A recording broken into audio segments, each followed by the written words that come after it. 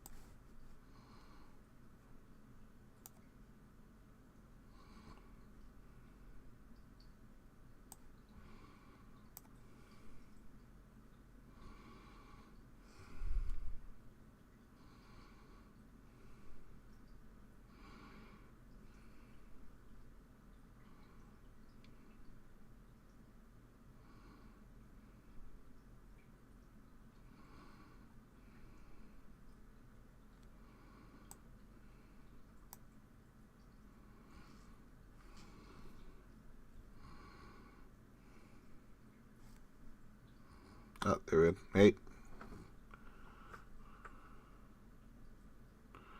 I'm just giving it about a couple minutes. See if anyone signs in.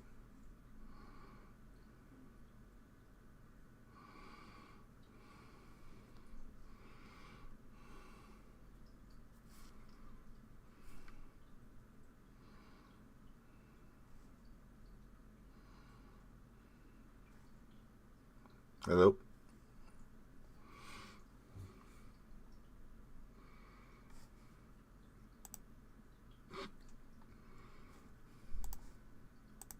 Surveys are officially closed. There you go.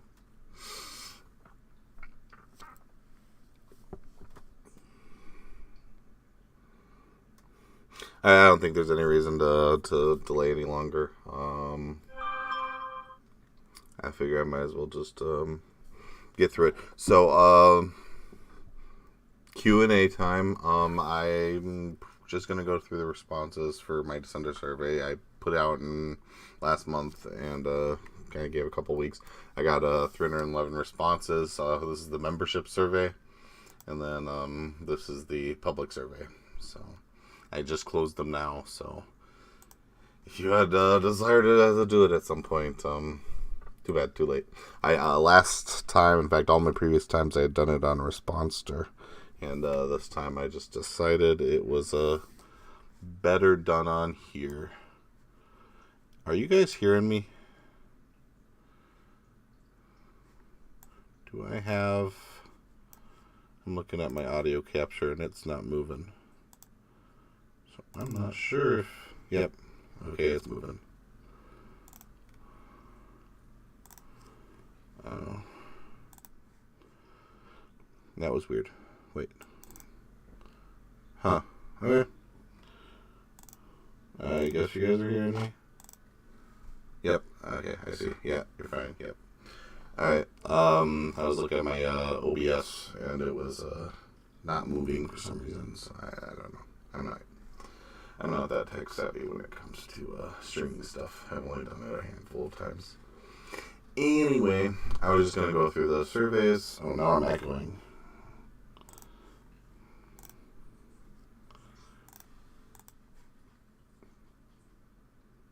Alright. That should fix it, I hope.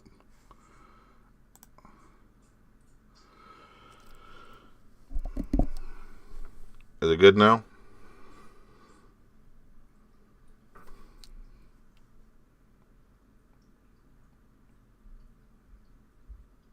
Fixed. Alright. Sounds good. That's the delay right there.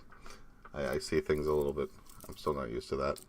Anyway, so these are the membership surveys, and then these were the public surveys. I asked a couple of different questions. Mostly I was just trying to see how you guys wanted me to continue with things and how to run the site and stuff, so I could just look through, show you what answers I got, and just kind of give you reasons. If you have any questions, feel free to ask them. I'll try to answer them, and yeah, we'll just get through it. I basically just asked if you're Patreon or FFA.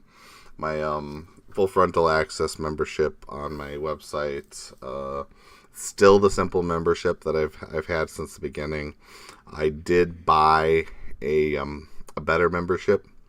I paid for a lifetime access to that membership, and Zevinin is currently working on implementing it, but it's taken time. I mean, he's doing it for free.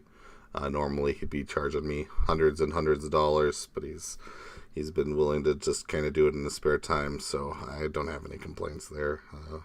Just it's taken a month or two for him to get through it all, and we want to make sure the conversion happens smoothly, and that I'm not causing members to get lost or anything like that. So yeah, that's what we're waiting on. The difference between the old membership and the new membership is basically one of them's a really cheap, chintzy one. It's basically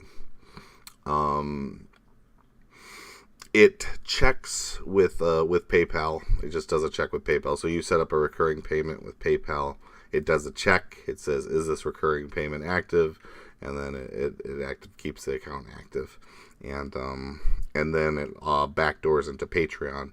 So Patreon locks my chapters, and they get through kind of a backdoor to get into Patreon.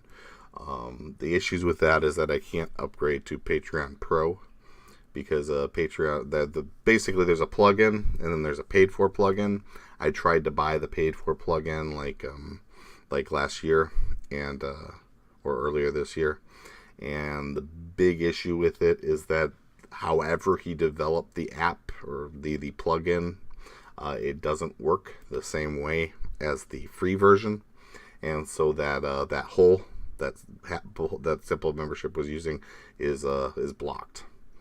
So what he's trying to do instead is I have this paid for membership program which gives him total control, and that will allow me to lock everything in-house. So rather than Patreon doing the locking and me just exploiting a loophole, it should be all locked by me. And what happens is then my website will ask Patreon, are you a member? And it'll get a yes or no, and that's what will let you have access. So that is the direction I'm hoping to go there. And he's been setting that up, and hopefully that should be done soon. So I've been waiting on that. The other thing that's been upcoming is the app. I actually did have a beta of the app. I asked him to do 2 more changes, and then I will be releasing it. So as soon as he gets back to me with those changes, it'll be released. It's a cut down version of what I originally wanted, and it's not always the prettiest, but for the sake of what you guys want it for, which is just pure, I want to be able to read and not have anything else distracting me. I think it does the job pretty well. I don't have any images on me, but it does have a dark mode, so it's white on black text, and you can get your black and white text. It has a bookmarking, so you can bookmark and then return to a previous bookmark. It keeps your favorites, so that you can have your your different favorite books. That'll be on file, and it just allows reading. There is an Android version and there's an Apple version. The Android version does not support the text to speech and the translation. He says he's going to try to get it working. So I don't know. I've paid him now, so he has no obligation to get it working, and he hasn't managed to get it working so far. So I'm not holding my breath. But if he does get that working, great. On the Apple version, supposedly everything works. I haven't seen the version yet, because I only have one Apple phone, and I need to kind of go out of my way. I guess you have to submit it to the Apple Store for approval. You can't just install it through a third party. So I really don't know how that's going to work. I asked him that too, like how is this thing going to work? And we'll see about that. So yeah, those were the 2 things I've kind of been promising for a while that have been getting delayed. So I say let's go through the survey. Patreon and FFA, what level. This is just some extra information. Responster, you can actually select, and you can kind of break down all future questions. So I could do something like select chronic masturbators and then only see questions from people who selected chronic masturbator. And I was hoping Responster could do that, but I couldn't see it that way because I didn't have the Plus membership. And their membership was obscenely expensive. It was like hundreds of dollars a year, and I just wasn't willing to spend that for a survey I only do twice a year. Google Forms gave me a lot more flexibility. I really like Google Forms, but it didn't give me that ability, which was kind of a shame, because I would love to just click that and then only to see the answers for that selection. But as far as I know, it doesn't allow me to do that. If I'm wrong, someone let me know, because I'd happily, if it could do that, I would love to see that happen. All right. Why are you a member? This was kind of a big question for me. Also a loaded question, I know. To unlock chapters, I assume most people are a member to unlock chapters.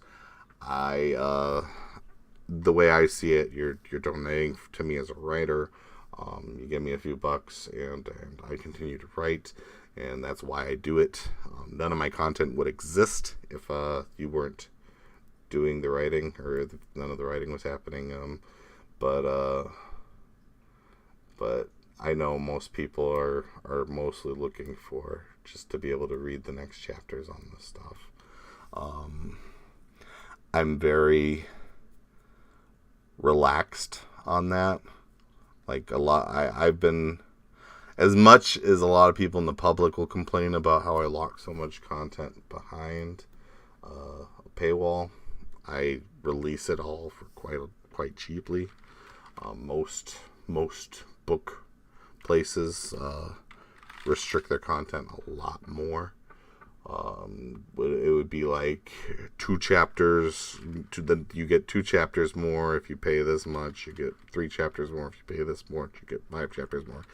For me, I've been giving everybody everything from every book. If you pay $2, and just for the 2 newest chapters, that requires $5.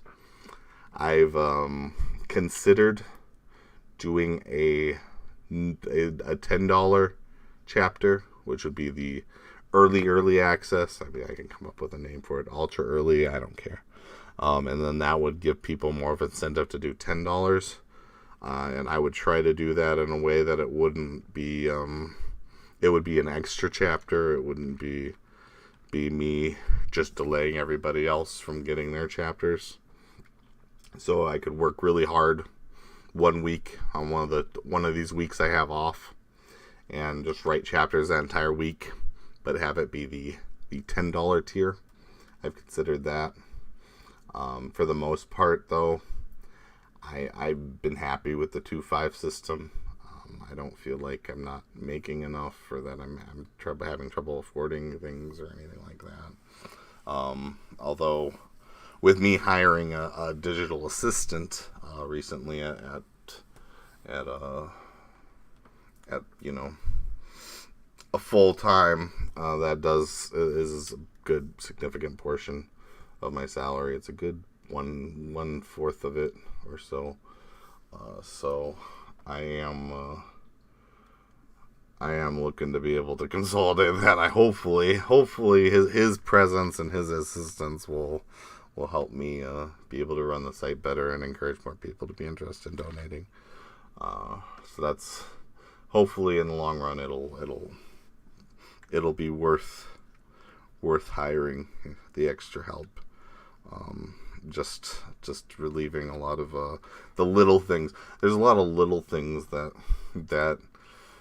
I probably have time to do, but it's a lot of little tedious work that would wear me down and would ultimately end up affecting my writing.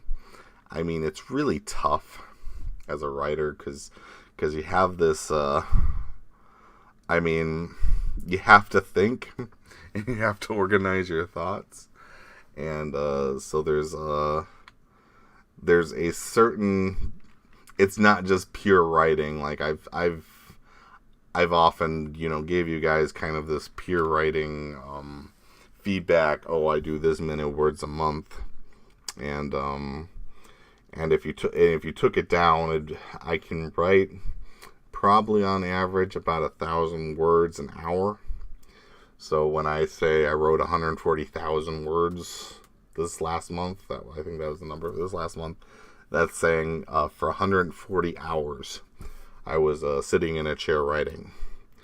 But anyone who's tried to create anything knows that just the time you're sitting in the chair, writing isn't all the time that you're creating.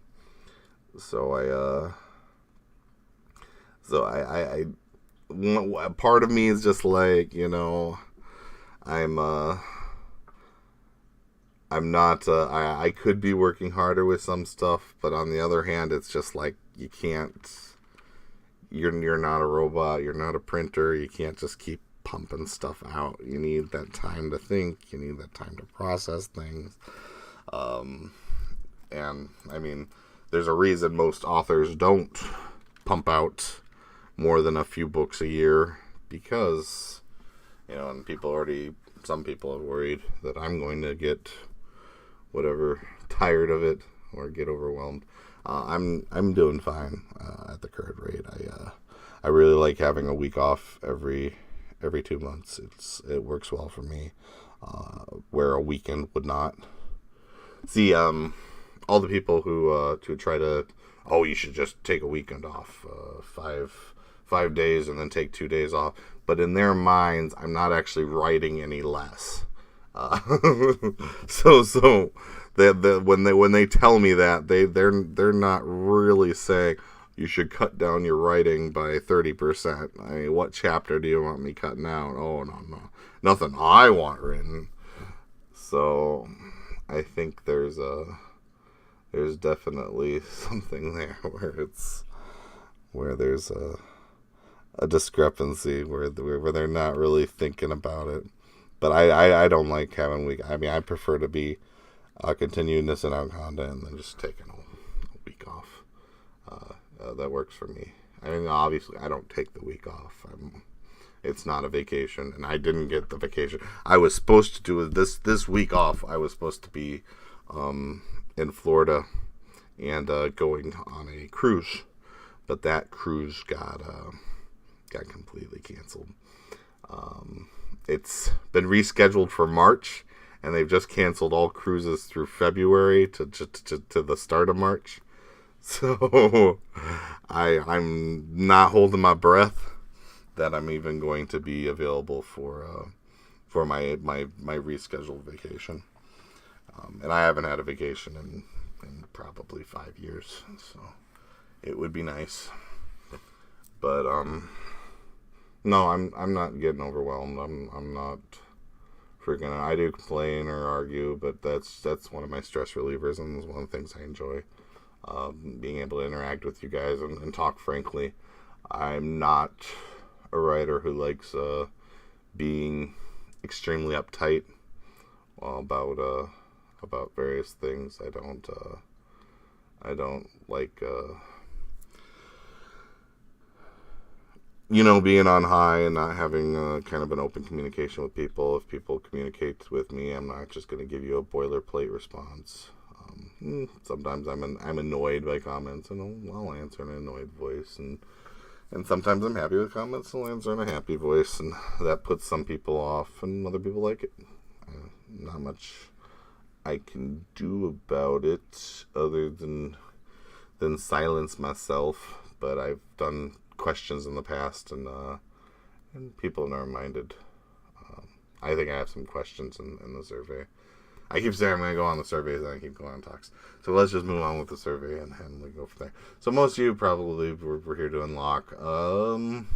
Yeah, I kind of knew most people don't do it for the vouchers. I like the vouchers. I like that incentive. It's kind of one of my favorite incentives, and I'm glad I came up with it. But I know that most people don't use it, because I can see how many people use my voucher every month, and it's usually only like 100 or so, considering I have over 1,000 members. So it could be getting used a lot more. To encourage, I'm glad most of you understand, or at least are trying to either thank me or encourage me to write, because I like these two excuses. I know in reality most people are just looking to get their chapters unlocked, but in my mind, this is why you're donating to me, and those of you who are just doing it to get stuff. It's great to get stuff. I mean, I'm the same way with Kickstarter. I mean, if I put money into a Kickstarter, they better be giving me the product that I'm putting the money in them for them to make, or I'm not even gonna bother. But yeah, I do appreciate the support that people give me. Encourage the production of most people don't care about the images. They don't care about the comic. They don't care about the podcast. They don't even care about the YouTube channel. They just want me to write more. I know, I'm a writer. I get it. Just keep writing. These are other. If I knew other allowed you to write your own. See, I didn't know this when I did this survey. I put others because people get pissy at me if I don't have other as an option. But apparently if you select other, it lets you type in an answer. And then it shows up on the survey here. And I wouldn't mind that. But if you write too much, I can't actually see what you wrote. Like, some of these get cut off. You'll see later on that some of these are cut off. And I have no clue what they wrote. There's no way I can get a fuller version of this where I can see everything they wrote. It's very weird. I don't know why the Google Forms are designed that way. So how happy are you with the novels? I'd expect most people to be pretty high up there if you're donating and supporting me. I'm honestly kind of shocked I'm seeing people at the 4s and 5s. I mean, I would assume everyone would be 6 or higher if you're actually giving me money. These 6 people, I'd love to know why they're not happy with the novels, but they're actual members. I find that to be kind of odd. For public, I think I asked a similar question, and it's not much different. You'd think with public there'd be a lot. I mean, this is a number lower, but you'd expect there to be a lot less people happy. But it's a pretty similar. In fact, if anything, the non-members seem to be happier than the people paying. No, that's not true. They're both 8. Yeah, they're both about the same. Anyway, yeah, I'd really like to ask these 6 people, but I know they'll never speak up and tell me why they marked it. It seems like the ones that always are like the things that really leave me wondering are the ones I can never get a hold of. Like those exit survey people I always talk about, because when you leave Patreon, you have to do an exit survey, and you have to select one of these options. And some of these options they select, it's like he wasn't as active as I expected him to be. And I just really want to be like, I am extremely clear on what I release every month. And I do not, fail. Like, maybe a chapter a month I won't write. And usually I'll write something else in exchange. So I never fall below the word usage. It's not like a month I end up only popping out 30,000 words. I mean, you're getting your money's worth. And you in any book you have, you know how many chapters you're going to get before you donate. So my only thought is that these people start donating having no clue how much I wrote of anything. And just decided to go for it. And didn't seem to understand, all the places I have the schedule that when I say I'm doing once a week, that's once a week. Maybe they think if they donate more that it's going to suddenly become twice a week, but that's... I set a schedule for a reason. They're just never going... when I'm done with this talk, I'm probably going to sum up some of the things I'm learning from this survey and some of the things to address people's questions. And one of the things I would say is I'm never going to write... I'm never going to put out a bonus chapter just because once in a blue moon, I might, like for a holiday or something, put out a chapter that a bonus chapter. But very rarely will I do something outside the schedule. My schedule is full. And so the extra stuff I write is either stuff I wanted to write, plain and simple, just something I was excited about, like a new concept I had rolling around my head, or something someone paid me to write. And I think a lot of people get confused because I'll suddenly release a chapter of The Last Dread Pirate, or I'll release an extra chapter of Apocalypse, or I'll release an extra chapter of Getting Lucky. And all of that is stuff someone paid me to write. I mean, I have sponsorship. Some of them will contact me. And I'm wondering if I should announce it. Because I kind of feel like most people kind of want their... I mean, you don't want, to have attention put on you when you're paying for a chapter Getting Lucky or whatever. You kind of just... You want your extra chapter. You don't want everyone to know you sponsored it. So I don't really say anything.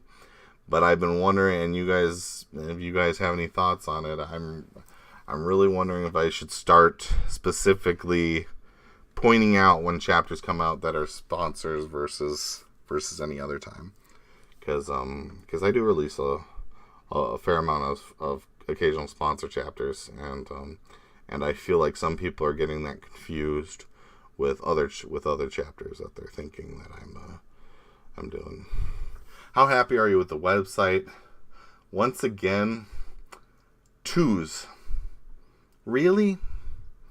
How can you be so unsatisfied with the website?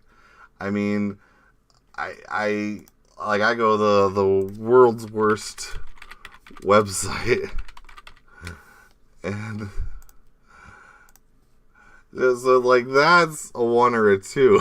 I mean that I'll give that a 2 or 1. I guess it'd be a 1 if it's the worst. But so you're saying my website approaches that level? Just that? I mean, even here, I have 1s. There are people who have voted 1. 3 of them that think that literally my site is the worst possible score possible. I don't get it. That's the worst. Anyway. So I would love to know what's going through your minds. Anyone who has put a 2, a 3, even a 4. What the heck do you want in a website? I mean, do you want it to literally reach out? So part of the reason I did the app is exactly because there's been people who complain about my website, and I wanted to give them an extra choice, because there's a lot of people who just don't understand that. And I'll show this again. I show this every single time. I have a handicap right here. You go here, you go grayscale, that does grayscale. You go high contrast, that does high contrast. But here, look, light background. It's white on black. It's just that simple. So if you have that trouble, readable font, you can change the type of font it is. You can increase the size of the font as big as you need it. Well, not, I guess there are limits, but so it's all right there in my website. You don't need to, this is kind of a weird accessibility. It's not the best, but it was the best we could do at the time. I actually had a different one, and it started glitching on me. So, like, this one won't go away unless you click it a second time. You have to make it go away. But, anyway, I feel like the people who are voting 2s and 1s on my site don't realize that exists. Is, I guess, the long short of it. How happy are you with the membership? If you're down to a 3, why are you a member? That's, once again, I mean, thanks for the money for the thing you hate, I guess. Since it must be because of my charming personality. If you're hating the website, you're hating the novels, and you're hating the membership. Mostly what I was asking for, what I was looking for with website was, is it technically working? I think I even mentioned that I didn't want it to be, I didn't want to talk about the membership, like the Patreon FFA. So if Patreon lock wasn't working for you, that shouldn't have been affecting this response, but that's where I wanted to see that response, because I know a lot of people, and that's why we're developing the new membership, because I want to see that fixed. So here's for hoping that the new membership solves that problem, that we don't have as many people struggling with cookies and other things that are blocking them from being able to read the content that they have a membership for. I really, as far as Patreon goes, it really disgusts me that there's this many problems with the plugin, and that they can't have it properly designed. Because, I mean, they literally have nothing else. I mean, that is what they exist to do. They exist to process your payment and to put your content behind a paywall so that you can distribute it kind of slowly. And yeah, I don't know. I'm a little bummed out. Wow, I'm up to 9 people. I think that's the best stream yet. I'm impressed. Anyway, how are we with memberships? How are we with the images? I was interested in. I'm always trying to see what people think for the images. So here's with the images. Do you like the commissioned image? I'm saying, if you go yes, I moved to some quality questions, and if you said no, I went to this question. So 11% of the people, or 35 people, said they absolutely did not like the images on my site. So then I went to, and then I wanted to break down why they didn't like them in my site. Half of those people that answered just don't care. They don't care about the images. They don't look at the images. So why would you not like them? I mean, I guess if your answer is apathy, if you just literally don't care, I guess then you wouldn't like or not like. It would be a third option. Maybe I needed to put a third option of apathy to deal with those. Anyway, 16%, so 7 don't think they're worth the money, which I can spend my money however I want, so it really doesn't really affect you.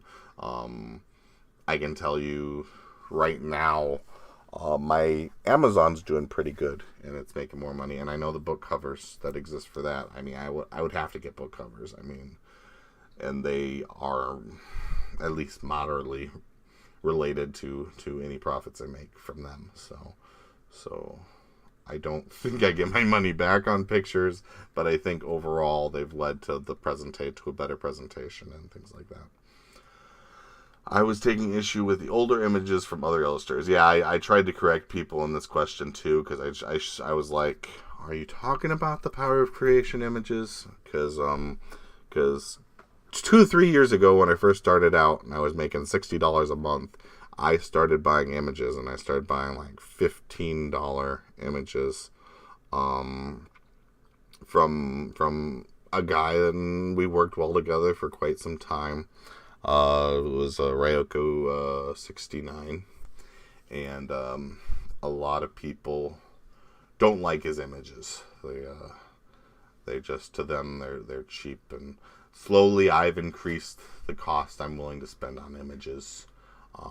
It started out 15, moved up to 25, and now I'm regularly paying $60 to $100 for images. So how much I spend per image is a lot higher than it used to be. But he did those for a long time, and then he did my comic for a while. He eventually, just recently, like last week, I stopped hiring him to do the comics. That wasn't last week. That was like 3 weeks ago. But that's why you haven't seen any comics recently, is because I stopped hiring him. He was not doing it very quickly. He just started getting very slow at getting them done. I caught up with what we had done ahead of time, and I mean, it's not his fault, but he had a lot of trouble understanding the jokes I was telling. So, like, artistically, I know some people complained about the comics in past surveys where it's like, you're doing a comic because it's an artistic medium, and the entire point is that the joke is within the art, and he never got any of the jokes, and his timing and like all of his stuff would be off, and I'd literally have to walk him through every panel because he never seemed to get what I meant. So so eventually I just decided I'm going to look for someone new. I found someone new, and then I asked them to make one, and then they disappeared a week later and didn't make it. And then I asked a second person, and they said they were slightly busy, but once they're done with their contracts, they're gonna. So I'm waiting for them to become available, but I'm guessing they're gonna shaft me too. So I'm gonna end up with no artist again, and I'm gonna have to go looking again. I'm almost thinking of hiring a manga artist and just turning it into full art like I do for my WoW, for my God, why can't I think of it? The World of Women comic book, because I have an artist who works on those too, and he pumps out pages that I charge him. I don't charge him enough, or rather I charge him. He doesn't charge me enough. I pay him pennies for what he does for me, but he does like $10 a page. So a 20-page comic book I paid $200 for. I'd like to get Volume 1 done. I'm not sure if I want to move on to Volume 2. Most people don't buy them. They're not that popular, the comics, considering I spent $200 getting them drawn, the manga. But yeah, moving the comic to that style would be interesting. Or even picking something else up and doing a manga for something else, like MDL, My Dungeon Life, having that get a comic. That would be an interesting option. I fear doing that would require a lot of time, though. That I would have to really dictate every page. For WoW, I kind of just show him a chapter and say I want it, but with this, and this.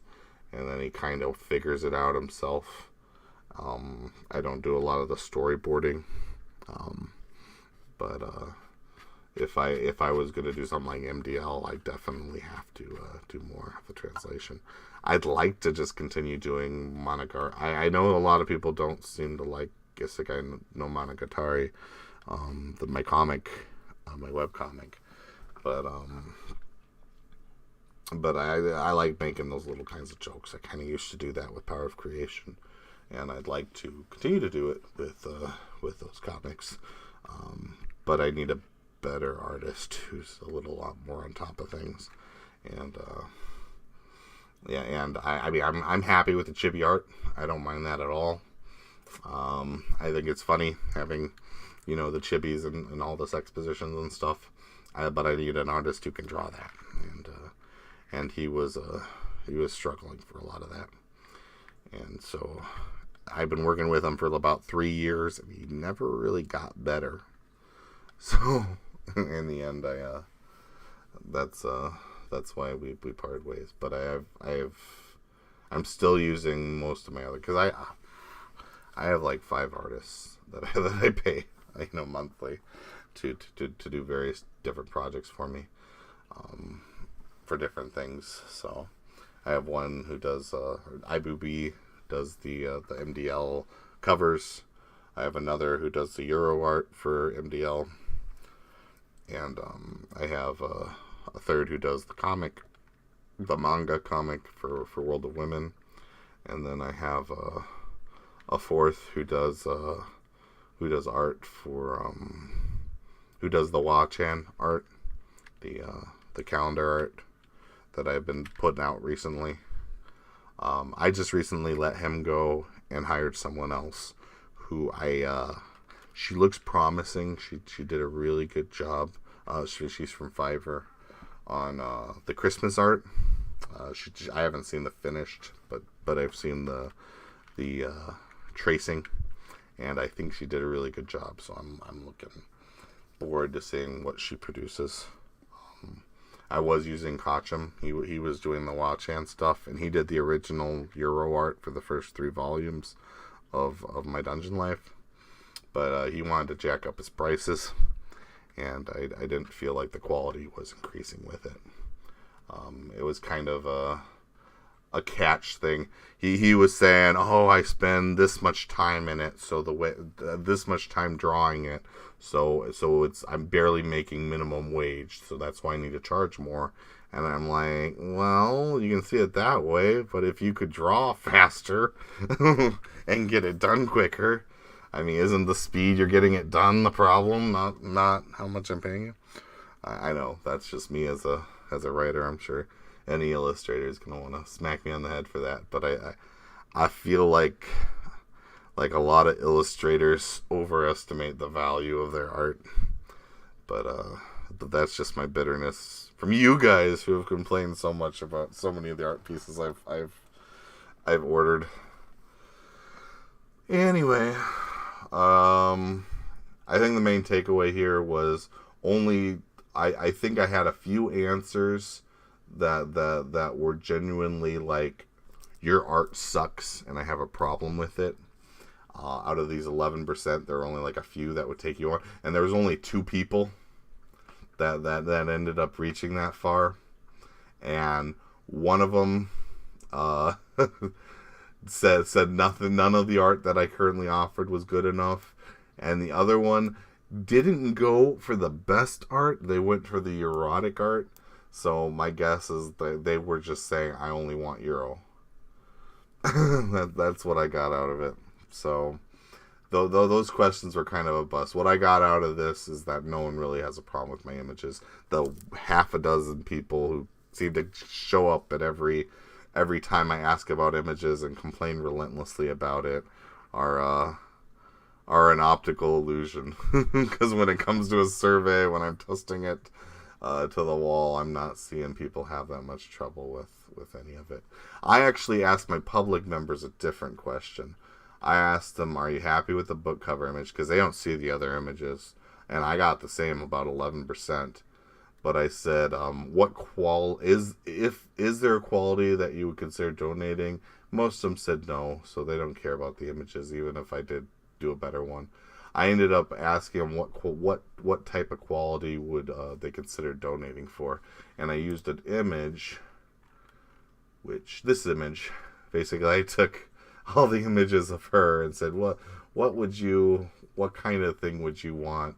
And what ended up winning was, I think it said D. I think D was the winner. So this kind of art is what they wanted. I was trying to figure out what works best. But once again, that's only going to attract 37 people for D. And anyway, I thought that was a different question I asked, whether you remember or not. What story would you want erotic images for? Now, this one actually really surprised me, because my dungeon life was obvious. You're already getting images for that. You're not going to get more images for that. That's not going to happen. But I was shocked what came in second place, Getting Lucky. I never had any plans to make images for this. I've been hearing a lot recently that a lot of people find Getting Lucky to be their favorite novel, and I have to admit, I never wrote it with any intent on it being anything. It was literally a filler chapter that I just wrote it to give you the Patreons, something fresh. So it's kind of just a story that just goes. It doesn't really have much of a direction, and apparently a lot of people like it, probably because it remains fairly focused on sex, where a lot of my other stories get caught up in story. Maybe, I don't know. I was surprised. So yeah, I'm probably gonna put some pictures out for Getting Lucky. I never planned to. That one cover I put out was the only picture I ever planned to do for it, but it looks like as desired. As far as more pictures for the Man of the House, I'm not sure I'm gonna do it, because it's not going to exist much longer. The Man of the House I'm writing is going to be a finished story. It's not something that's going to have 50 volumes and last a long time. I'm already 60 chapters in or something. It might have 100 chapters before it's finished. So I'm planning on ending it. Man of the House should end next year at some point. So I don't see a need to invest a lot of time and money into images. I did that once with Power of Creation, and I felt like it was kind of wasting my time because no one had cared or were invested once it was over. In fact, most people apparently hated the images and thought they were cheap. So but I used to spend a lot less on images back then too. But one of the reasons I like investing in the watch hand images is because they last. I mean, once I'm done with My Dungeon Life, no one's going to care about the My Dungeon Life images. Same with any of these books. Watch hand, and as long as I continue my site and use her as my avatar, or my mascot, that would be a better word, then those last. So I like investing in those because I feel they have a better retention. I can use them year round. I can use them next year, so on and so forth. YouTube is not receiving enough video to maintain smooth streaming. Well, hopefully your quality's not being sacrificed. It says stream health poor. As long as you guys can hear me, great. So yeah, I learned Getting Lucky. I knew about Enslaved. I'm not sure how many more pictures I want to invest in Enslaved. I do have someone remaking a picture of Enslaved right now.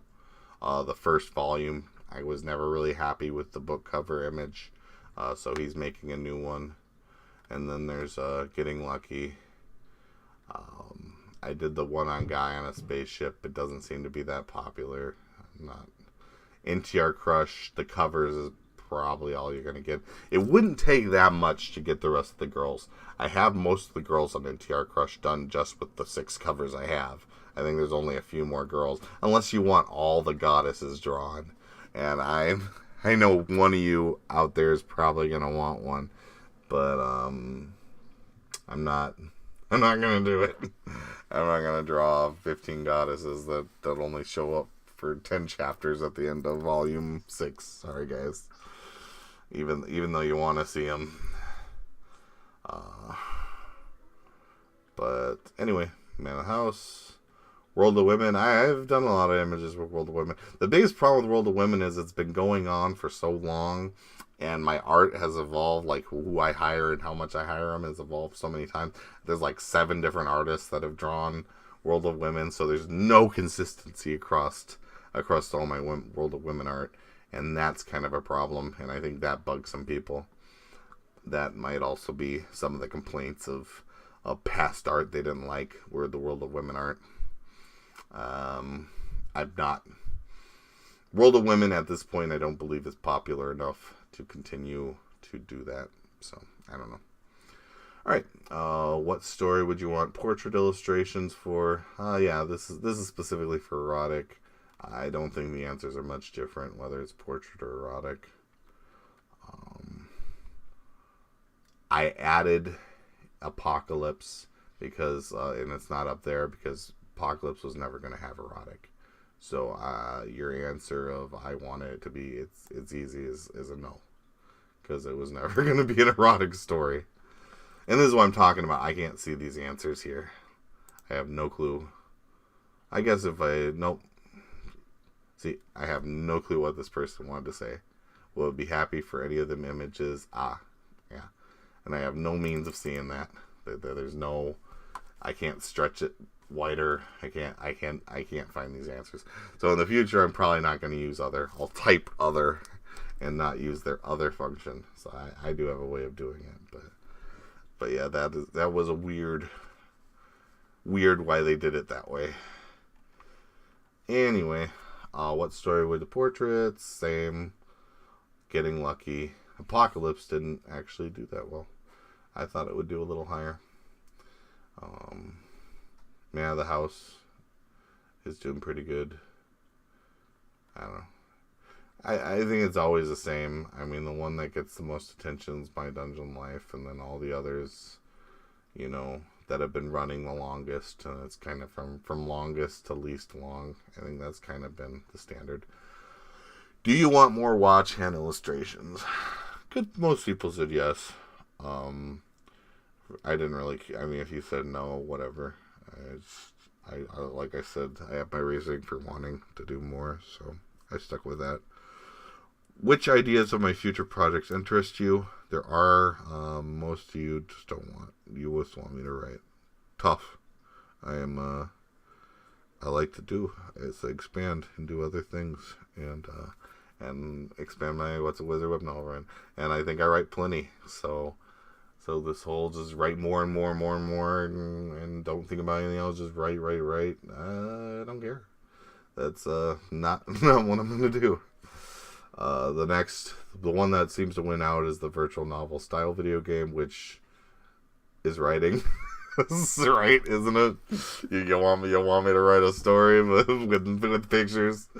So there we go. So another style adult game only sits at 9% in the calendar of Girls of WoW.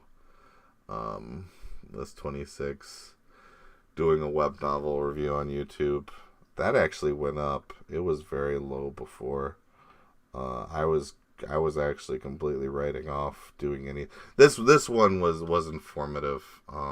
Narrating my own stories on YouTube only got 2. You guys don't like that.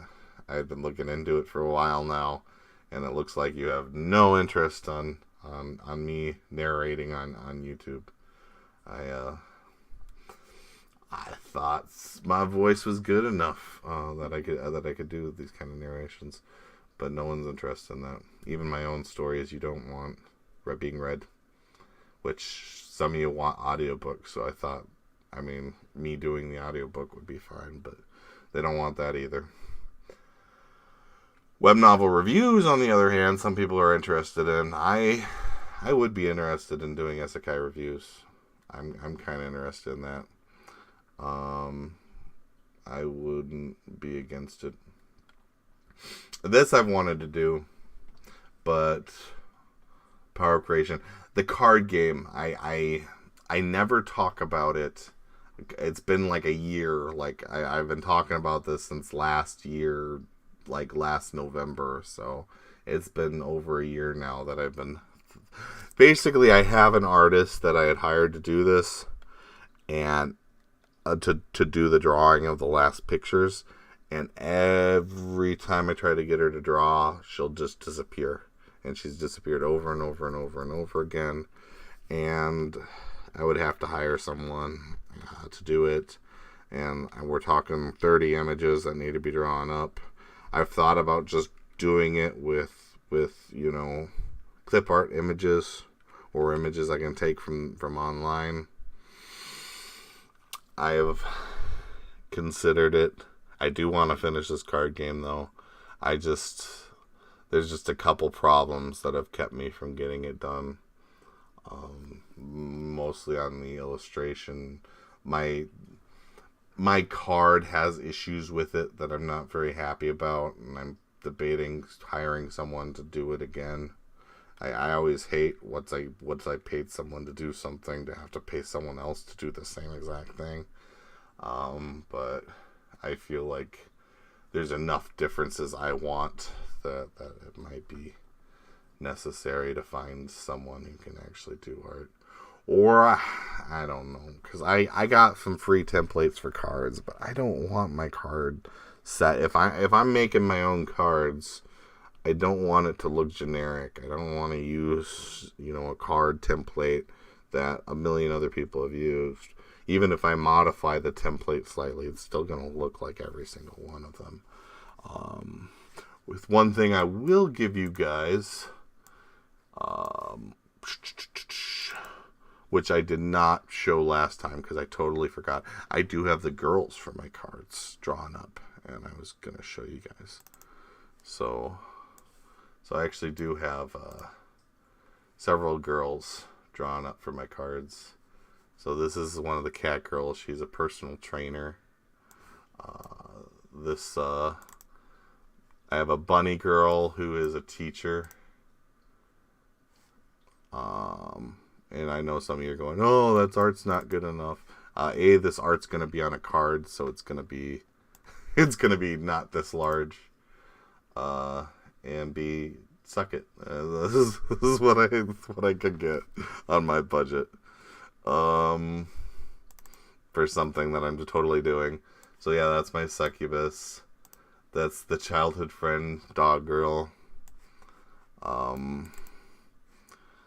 That is the elf girl. She's a ranger.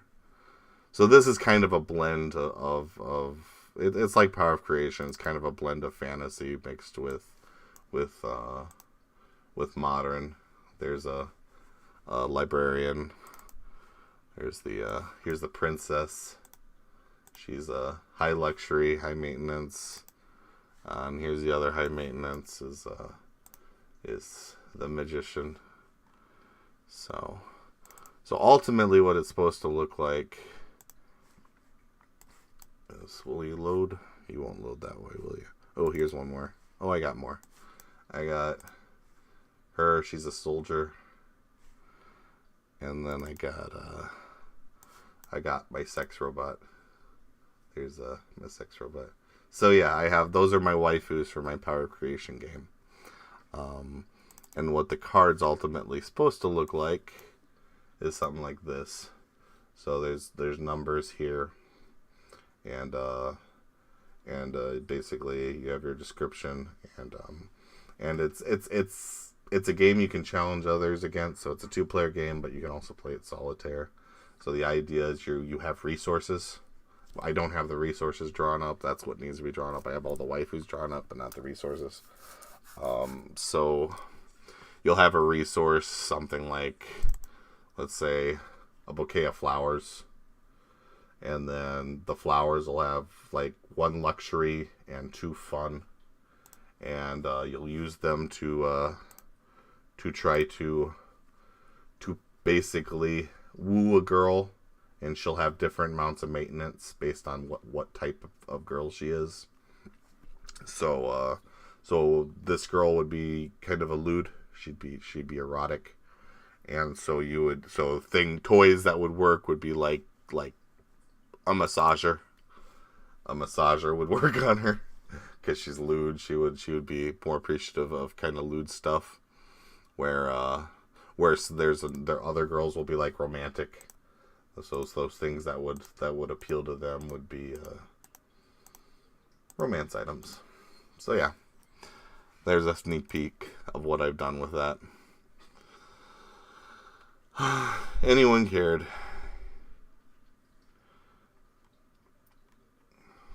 So yeah, I have accomplished some stuff regarding that. It's not like I've done nothing, but it is not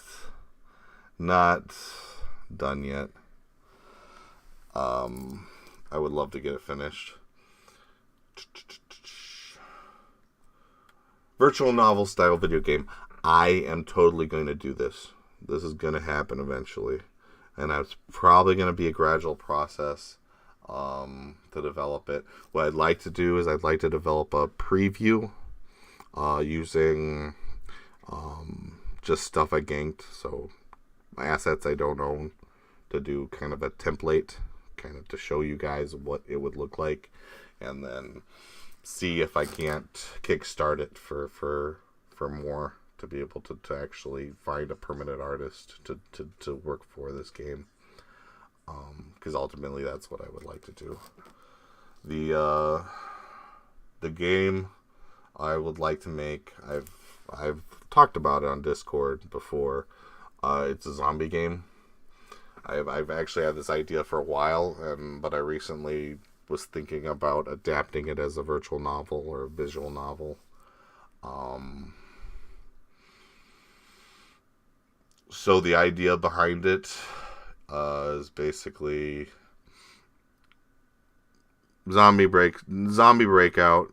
You're at school. You basically wake up after a hangover, and you're in someone else's room, and then a zombie breaks down the door, and what classes you took your first year. You're like a sophomore now, so what classes you took your first year, what you're majoring in, is going to affect the kind of character you are, and it'll affect choices you make down the line.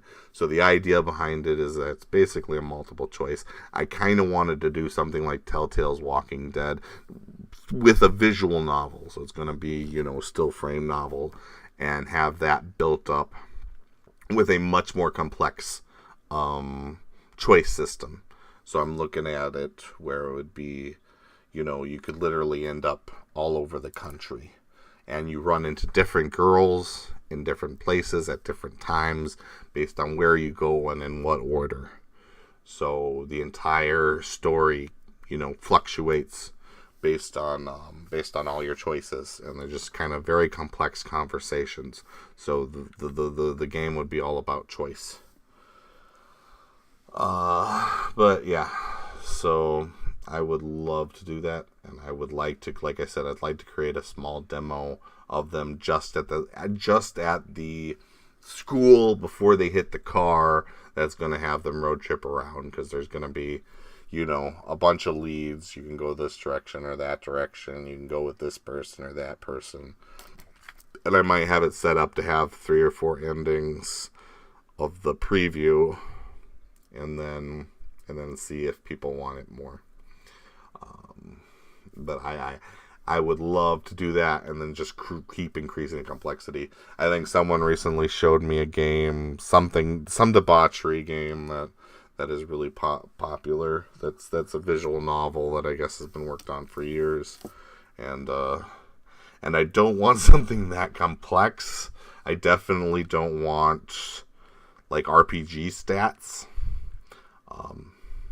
But I would like to see something kind of like that, but with zombies. And yeah, it'd be tough because you have to find an artist with the same quality. I can't just hire whatever artist. That's why I need a Kickstarter, because I need to be able to hire a single person or attract a single person to be able to do the art for this. And yeah, I would love to be able to do that. So that's something I'm thinking about in the back of my head. I'm also thinking about the Power of Creation card game. I'm probably never going to do the web novel reviews, to be honest. It's just never going to happen. But I would really like to do. I call it virtual novel. I think it's visual novel. I even got the name wrong, but whatever. I think everyone knew what I meant. What do you want to see done with WoW-chan? This one I was interested in. Nothing. A portfolio of erotic and teasing images, so I am working on that. So that's done. WoW-chan's one-shots. I'm probably going to do these for holidays. Like you got the one on Halloween, the one-shot. I'm probably going to do more of them. Just to watch it with the just little joke one-shots. Whenever I think of an idea I think's funny or really erotic that I don't see fitting in any of my books. The stuff that originally would have been in Power Creation, because I went anything goes with Power Creation, will probably turn out as WoW-chan one-shots. A naughty journal. I wanted to do this, but the biggest problem with doing a journal as WoW-chan is that if I really wanted to keep it naughty, she would have to go after guys, and I think that would cause... It's kind of like the J-pop problem. You got these girls that have to be perfect versions, to be appealing, and they can't date a boyfriend or whatever. And I feel that's really difficult with WoW-chan, who's an erotic person, because I can't have her. So all the images I've been doing so far with her, there's never a guy present, because I feel like you guys are... WoW-chan is kind of your waifu, and if I turn around and have anyone having sex with her, even someone with no face, it's going to ruin her image and ruin the sensual whatever feeling regarding her. So So I end up leaving. So I don't think I can do the naughty journal because I would have to write her in these sexual situations. So even when I did the one for Halloween, I didn't have her sleep with some random person. I had her sleep with you, second person. So that's my thing. I don't know. Do you guys think it matters? Can she sleep around with a bunch of guys, or is that going to cause problems? Is that going to ruin Watch Hand's image if she's a slut? You guys laughed at. I'll have to ask you guys. This is the same thing with at least with the choose your own adventure story. You guys would be pushing her down the. So I guess what happens is kind of your choice. So because you'll have control, but then again, it won't be your choice. It'll be majority choice, and God knows what you guys would pick. I kind of like the idea. I like the. As much as I complained about it, I actually liked the RPG erotic dungeon thing. My problem with it is I didn't think it through very well, and I just got bored of it really quickly, especially with everyone acting super ultra paranoid and causing trouble. So that's why I stopped writing that. Do you go to my site for erotica or story? I thought that was an important question. Both. So if one of these was completely overwhelming, that would have been surprising. And like everyone likes my stories, they only care about my story. That would be the. So it's equal parts almost between erotica and story. So anyone saying, most people are both. So you come to my site not for the pure erotica, but for the story. I mean, I kind of knew. And once again, do you feel I need more erotica or more story? It's about dead even. I mean, I'm not going to call that statistically significant. Most people are happy with the balance I currently have. So I see no reason to change. So anyone who's demanding I need more erotica or that I need less erotica and more story, I mean, there's just no pleasing you guys. Most people are generally happy. So that's kind of what I've expected. If it was something else, whoever's did something else, that would have been more surprising. Only NTR Crush is finished. What story would you like to see? Once NTR Crush is finished, what story would you like to see picked up? Yeah, that question. Nothing. Just concentrate on everything else more. Most people think I should do that. I know there's 20%. Two chapters of Apocalypse. There was one option I put that is not here, and that was one chapter of Apocalypse and then one chapter of Enslaved, bringing Enslaved back early before WoW finishes, because I'm actually not quite sure when WoW is going to finish. So that would be an option. Yeah, I could make her a lesbian. That is an option. I don't know if that solves it, because there's some people who have weird issues and hang-ups with lesbians too. Like, they don't like them as potential. They see any girls liking anything but you and your dick to be spoiled goods.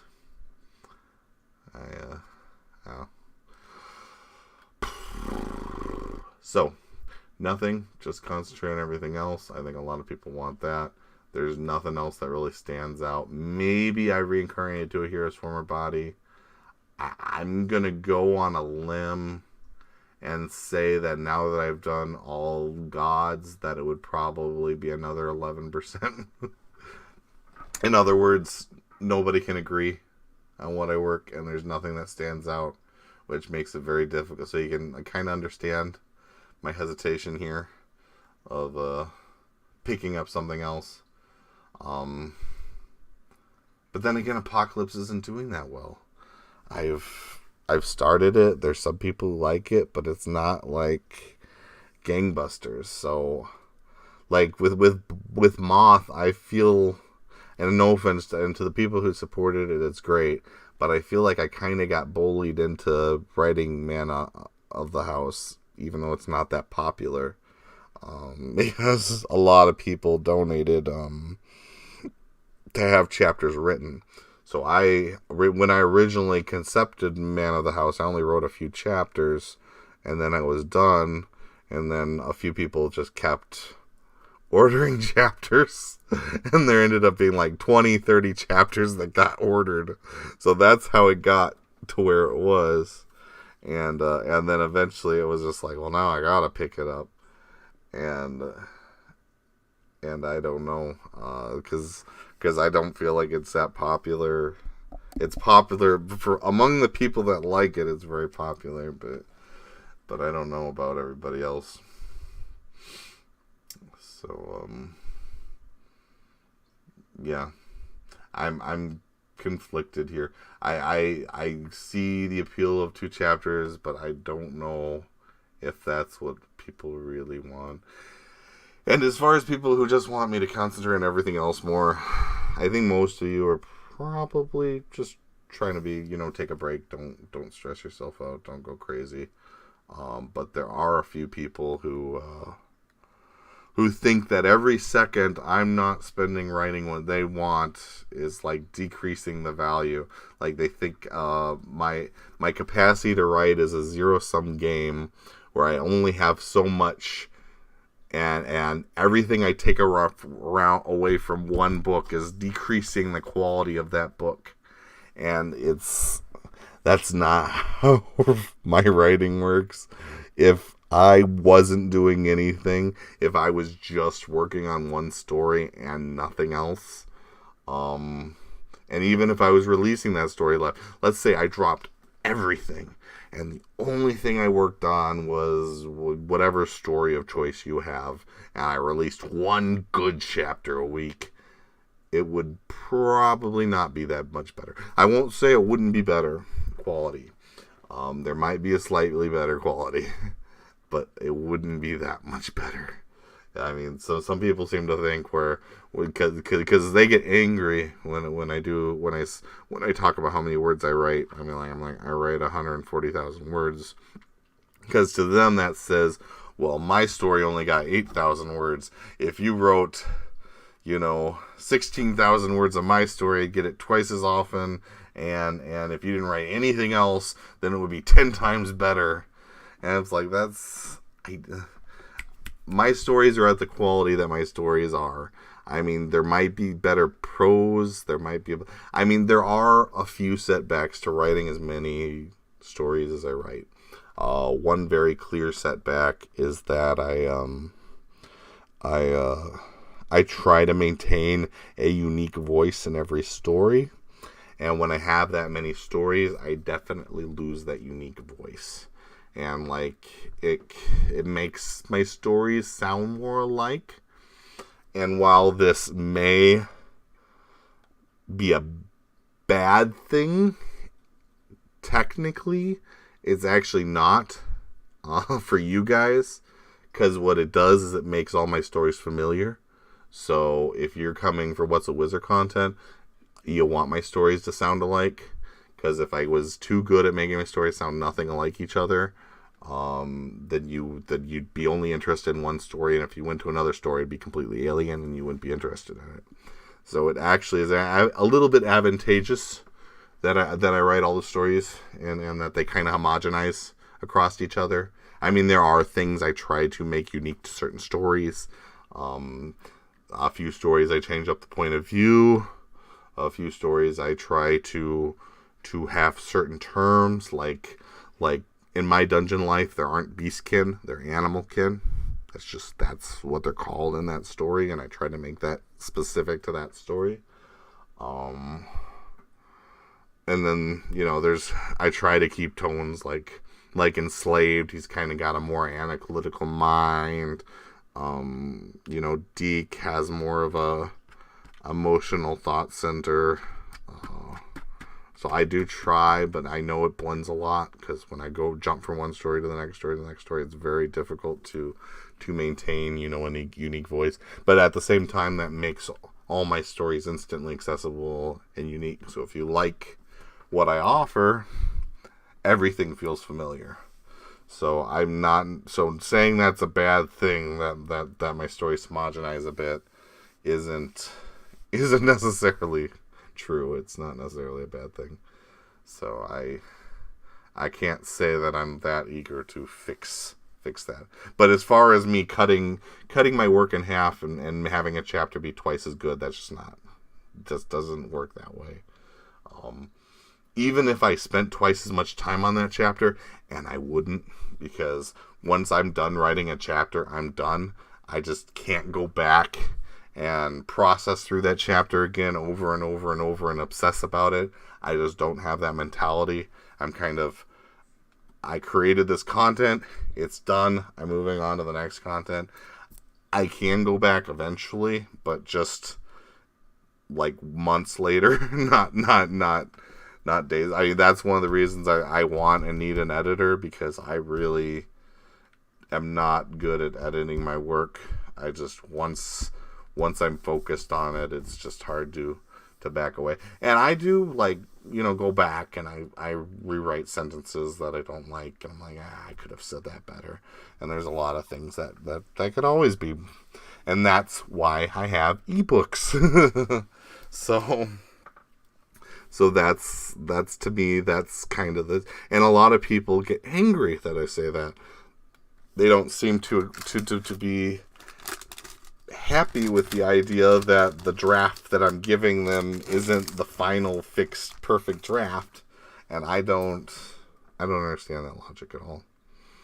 Not really. I mean, these are web novels. They're actively being written. You think every chapter as it comes out is going to be the best quality final draft without any flaws.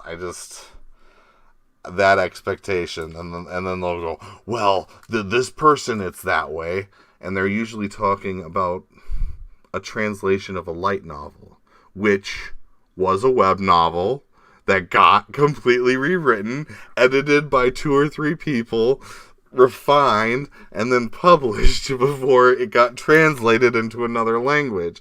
They completely forget that these images are or that these books are finished books that already went through all that. It's just when they were going through all that, they were in a language you didn't read, and so you never looked at it, or even knew it existed, for that matter. By the time you're getting it, it was a decade old. I mean, try reading My Dungeon Life 10 years from now. Let's see where I'm at then, and then start telling me about how unfair I am for not putting as much time editing the first draft or something. I don't know. I have always kind of said that I write a different kind of, my web novel writing is kind of a unique. It's not the same thing as normal novel writing, and so I don't know. That's kind of how I accept it. Could you have the drafts on Google Docs and let the audience suggest edits? Easy ways to crowdsource editing without doing it one by one. I've tried that with Era Ferretta. So if you know or don't know, I was the original translator for Era Ferretta. Not the original, but I took over the last 20 or 30 chapters before it finished, and so I was the translator that finished the main story, not the after story. And technically Baka Pervert had taken it over, and he just had the consideration to let it finish on my website. So Baka Pervert did the most of the translation. He's doing most of the after story too. But my website, which was under a different name at the time, did those translations. And when they did those translations, there were about 20 chapters in the middle that were all MTL. Like no one edited them or did them at all. And I started going through them and fixing them up. And it was just too much work. So I put them into a Google Doc, had it freely accessible to the audience. Anyone can come in and fix these. And this was a time when my website was getting about, 50,000 views a day. Like now, in my prime of all my books, it only gets about 10. When I was doing Arifureta, there was a time I got like 500,000 views. I mean, there was a time my site was crazy busy. So I put those out, and no one ever edited a thing. I had them up for months, and just no one cared to fix them up at all. So I know this ain't the same thing. That was chapters that had already been put out, months or years ago. It's the same thing with Machine Slice Plus Inma. I used to fix up the chapters for Inma. So the only reason the first 10 or 12 chapters of Inma are legible is because I fixed them. But then I realized that the chapters that are released are literally just Google's MTL. That no one actually did a thing fixing those chapters up. They literally just copy and pasted it, which I hate when I don't know who does that or why they do it, and then why no one goes back and fix it.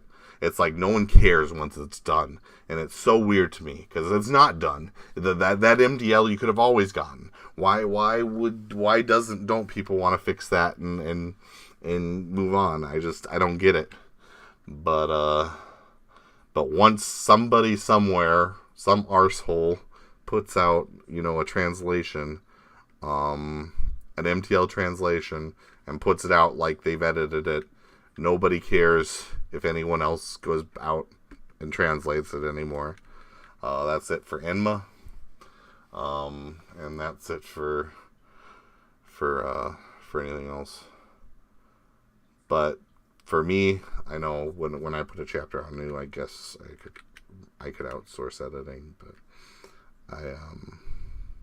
I would then have to make sure people didn't do edits that inserted wrong information.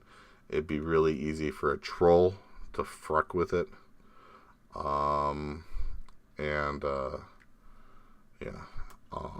don't want that. It would be more work in the end, I'm pretty sure.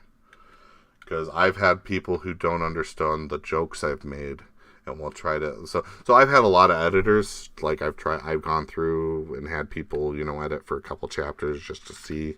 And there's a lot of people who will, correct just inane things that are their personal pet peeves that aren't grammatically long. They just...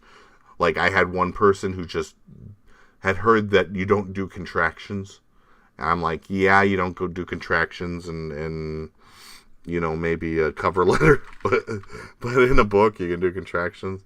And he would break up every single contraction I wrote. And then there were other editors, they didn't get the jokes I made, and so they would try to correct, the spelling. I was telling my digital assistant about that, and he was asking, do you have an example of one? And I was like, yeah, in MDL, someone claimed that Lydia was a used pussy, and she goes up and she goes up to Deke, and she's like, please tell him your pussy isn't used. And everyone's like, no, it's got to be my pussy. I'm like, no, she's the pussy. She's a cat. That's the joke. It's a pussy cat. And so she's talking about herself, but they wanted it to be my it was a jokey. It was a stupid play on words. Anyway, so people didn't get that, and people wanted to fix it, and things like that would definitely get fixed in my wiki if I tried to leave it up to editors. They wouldn't get the jokes, and they would fix things that didn't need to be fixed. Or rather break things that were already fine the way they were. Of the forced relations, but see, I've really been interested in trying to find what next story um, is going to be my big story. I would really love to have something else that comes out that has a wave of popularity, like Enslaved or WoW.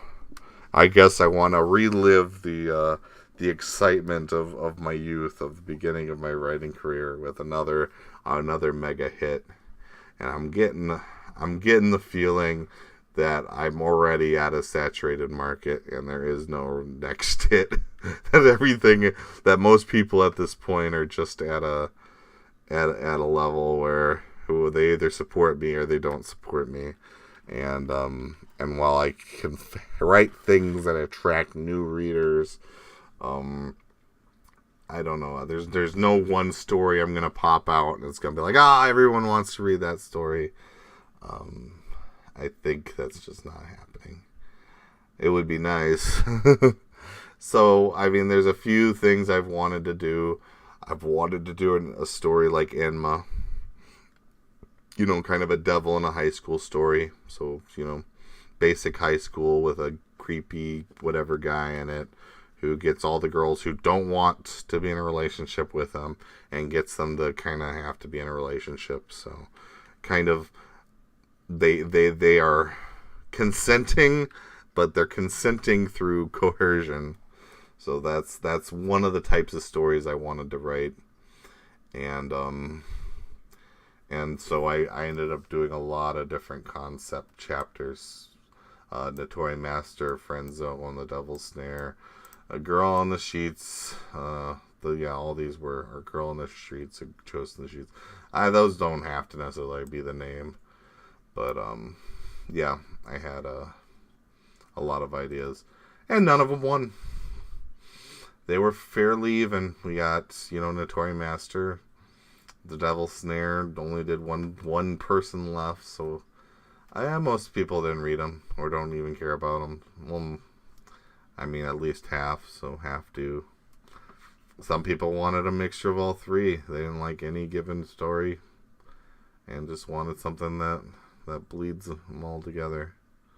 Most people didn't want me to abandon the idea, though. They still want something like that. I don't know. So I don't know. I'm still. There's a bunch of stories that are going to be finishing. Man of the House, I'm going to be finishing up. Tales of a Demon Queen is finishing up. NTR Crush is obviously going to be the one finishing up next. And then there's only one more volume of WoW. So then WoW will be finishing up. So that's 4 of my stories that are currently releasing that are going to be finishing next year. Mostly should be done next year. TOAD might be near finishing next year. WoW, same. So WoW and TOAD might be 2022, not 2021. But I have a lot of stories that are finally finishing. So anyone who's saying, "Oh, you never finish any stories," they're coming up. So I'm gonna need new stories that I want to write and want to continue. And I'm not sure if I should continue ones that are already in progress, that never have really garnered much excitement. Because, I mean, that's the thing. None of these stories really garner that much excitement. They only get, a little bit of excitement. I mean, there's only 11% of the people. And I can't get anyone to commit on any of these. I mean, if one exploded out and winning, Apocalypse is the best bet here by double, and that's just they want more of that chapter, not they're not. I don't know. I guess they're telling me that they would rather me finish up stories than keep adding new ones on the roster, which I get, and like I said, some part of my thoughts are that a lot of people just don't understand what's actually on my roster. So you guys think I'm working on so many stories. I'm working on World of Women, once a week. That is taking a long time because the chapters are long, and like I've said plenty of times in Discord, it's just my will to write it has kind of worn out over the years. It has naturally taken the longest. I mean, it hasn't progressed that far considering how long I've been writing it, I should say. I don't know. MTR Crush, that's going to be done soon. Man of the House, that's going to be done soon. My Dungeon Life is going to be going on for a very long time. I have a lot of ideas for it. I have story arcs upon story arcs. I have directions the characters are going to be taken. You're going to find out something really interesting about Shao next week. And I have all the characters are going to get, the people who are complaining that the girls are not developed, they each are going to get their own arc where they're going to have, a full character development. Deke himself, his final form is going to be coming up after this volume is over. So you're going to finally see the Deke that's going to be, he's finally going to become the Deke he was always meant to be. Har har har. Hopefully you've seen that coming and you can kind of guess what the kind of man he's going to be at this point. It's not easy. I really wanted this to be successful. I actually had a lot of fun writing it, the first volume. I haven't been able to get going on the second volume so much, so I'm not sure. We'll see. I have a really good volume 2 planned. I don't actually have any idea what I'm doing for volume 3. Tales of the Demon Queen, I know exactly what's happening. That's going to end. Hotness, I don't write. I release the chapters. I do write a little bit, but I'm just fleshing out the chapters and splitting them up. But this was already finished. I had already written this. I had brought it back down, and then I converted it into volumes. Originally, Hotness was one book, and I converted it into like 6 volumes. So that's Hotness. I did write new chapters originally, and I have written extra chapters, but for the most part, it's not something I'm spending a lot of time writing. Getting Lucky is for members. These are rotations. I don't write any of these stories. Anyone who's got it in their mind that these are stories I'm writing, they're not. They are stories I put out a chapter every once a month because I'm doing a rotation. People wanted me to be doing a rotation, so that's your rotation is one of these 4 chapters. Or just to make some people happy, I do a chapter of MDL once in a while. I actually like the chapters of MDL the best because they're the shortest chapters and the easiest to write.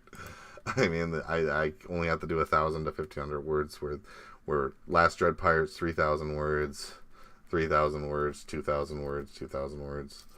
So, yeah, I like that about it. But yeah, none of these I'm writing, so it's not as bad as it looks, I guess. I mean, half of these are finishing soon, and the other half are just chugging along. So I don't know.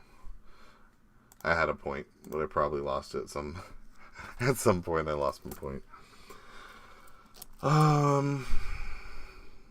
What stories have you read? My Dungeon Life. Yeah, everyone predictably knows this from. So most people have read World of Women, but I don't think it's most people's favorite. Now I find that interesting because World of Women's only 9.1% here, so people find Man of the House better. Most people, it's My Dungeon Life. And anyone who's like, oh, that's because My Dungeon Life's better story, I think it's because it's a longer story.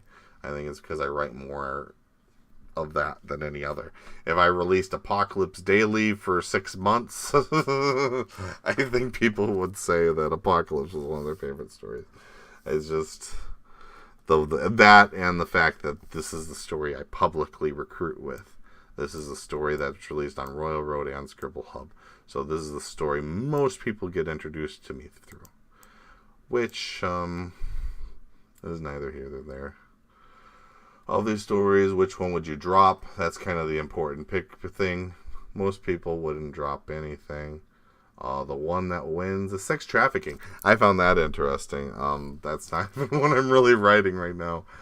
So it's the most likely to get dropped too. Oh, I guess, I don't know. I thought that was kind of funny. It was always just written to be a filler between NTR Crush chapter volumes, and I don't know if I'm ever gonna pick it up and write more. Yeah, I really have no clue. I made a cover for it, didn't I? Yep, that's my cover. It's not that great of a cover. But oh well. Out of actively releasing stories which bring you to the website, My Dungeon Life. So this was kind of, yeah, a lot of stories bring people to my website. Which stories are the reasons you were a member? Yeah, these questions I didn't really get anything out of. Select any stories you think I should. Now this I found interesting. Select stories you think I should finish it eventually. A lot of people want me to return to the erotic RPG system. I honestly considered doing it, but why?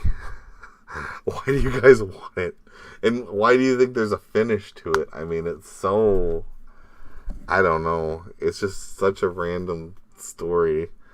It's not even that far in. I mean, every chapter I wrote is only like 300 words. So even though it has like 60 chapters, it's only like barely even started as a story. I just don't get why that many people like it.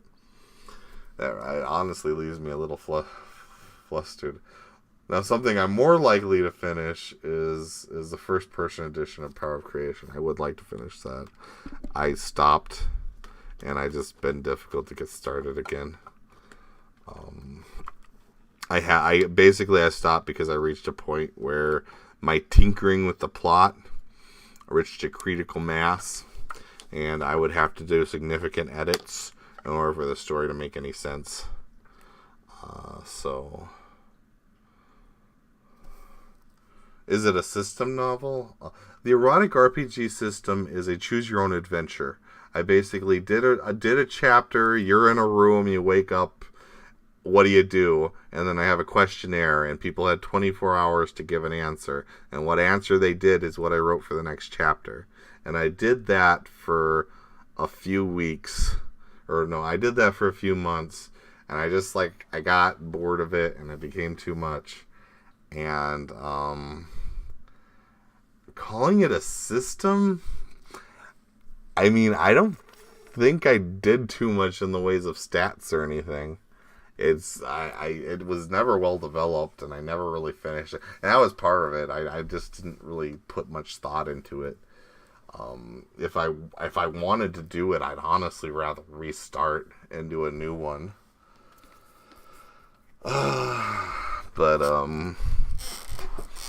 it might be fun redoing it and starting over and seeing where people end up next time. Maybe using the first one as a template for a new one that I better think of. But that's something I have to think about every day and set up every day. See, most of the stuff I release on Scribble Hub, I release on Sunday. I just release it as a schedule. So every day it gets released automatically. I don't have to go there. If I did this Choose Your Own Adventure, I'd have to show up every day, and I have to write it on the spot because I need to wait for people's answers first. So, I don't know. It would be fun to redo it, but one of the things I found interesting was how many people just thought all the stories should be finished. Like, even Vampire's Kiss. Like, really? Are any of you reading that? My Boss and I was really hoping to finish My Boss and I, but, I don't know. I had a passion for it originally, and then I kind of lost it, because when you guys have no passion for something, it's difficult for me to maintain a passion for it. So, now this one I found really funny. If you ignore none of them, it's the third highest, NTR Isekai. The one that I thought nobody was interested in. Apparently there is a silent but large group that really wants to see this made and that really wants to see it finished. I actually do have part of the second chapter done. I've thought about continuing to release it like I did with Hero's Vengeance and eventually get it done. But no one talks. None of the people who like this write any comments. So it's a bit disheartening when you never hear any response. And that affects me. You guys may think just giving me money is enough, but I tell you, when I don't get any comments on something, when it's kind of an icy response, it doesn't matter how you feel about it in your head. If you don't say anything, I don't know. And with most of my recent concept chapters, I've gotten a pretty icy response. I only got 2 comments on this one I released earlier today. One person says they like it. Another person said that they liked everything else better. So, to me, that's telling me this isn't worth pursuing. I thought this was a good idea. I really liked this one.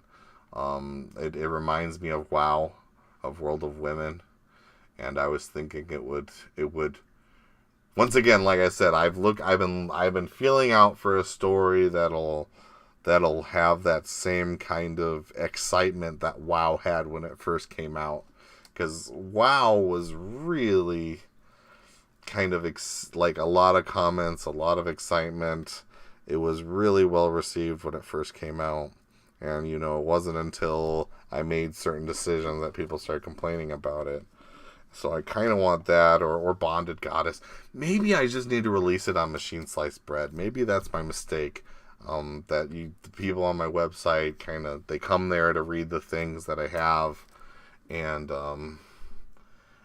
maybe I need to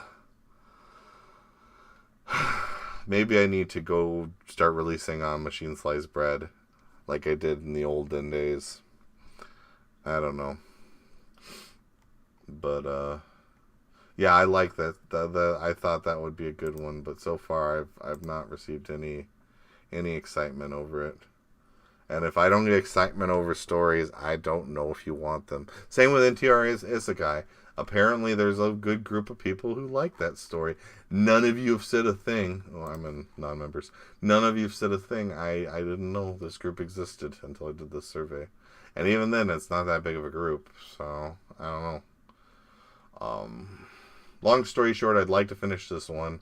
If I did this one, it'd probably be restarted. I like this one. But once again, this is one nobody liked. Too dark, I guess. I like the dark stuff. I like writing the dark stuff. I don't like reading the dark stuff. I don't know. Do you read web novel, comic, Isekai no Monogatari? No. So less than half. And nobody wanted it to end. So that's the one thing I found interesting. Of those that read the comic, no one really wanted it to end. It stopped because I can't find an illustrator. Once I find an illustrator, it'll start back up again. That's all I can say on that. How do you feel about the comic World of Women? Most people don't care. I probably should have anticipated that. And then so many others, and I'm like, I can't read half of what you wrote. Yeah, a lot of people don't even know they're there, apparently.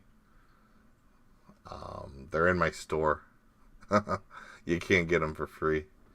You have to buy them either with a voucher, or you have to buy them as a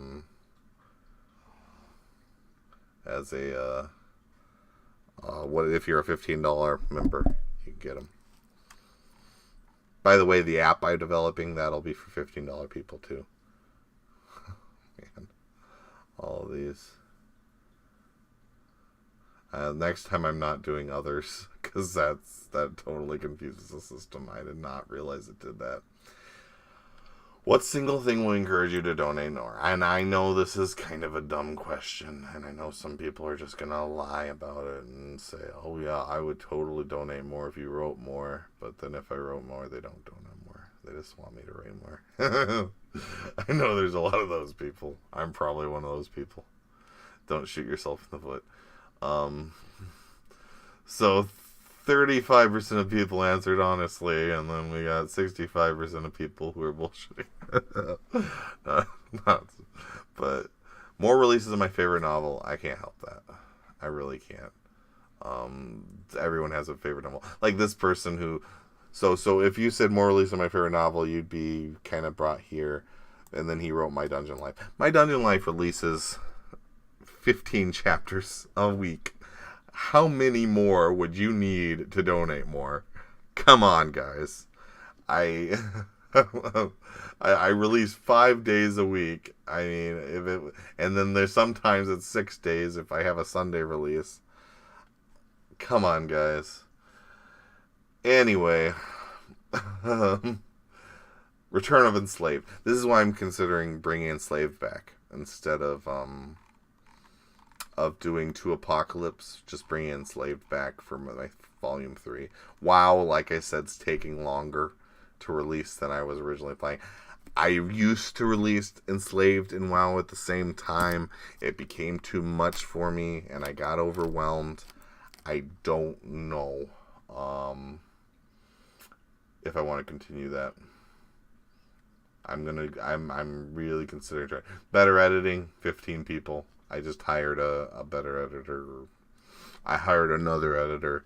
So if you're not happy with editing after this guy's doing his job, I don't know what to do with you. I'm very curious to see if these guys are in my $5 tier, because a lot of you don't seem to understand what early access means. Early access means an editor has not had a chance to go through it yet. That's why it's early access.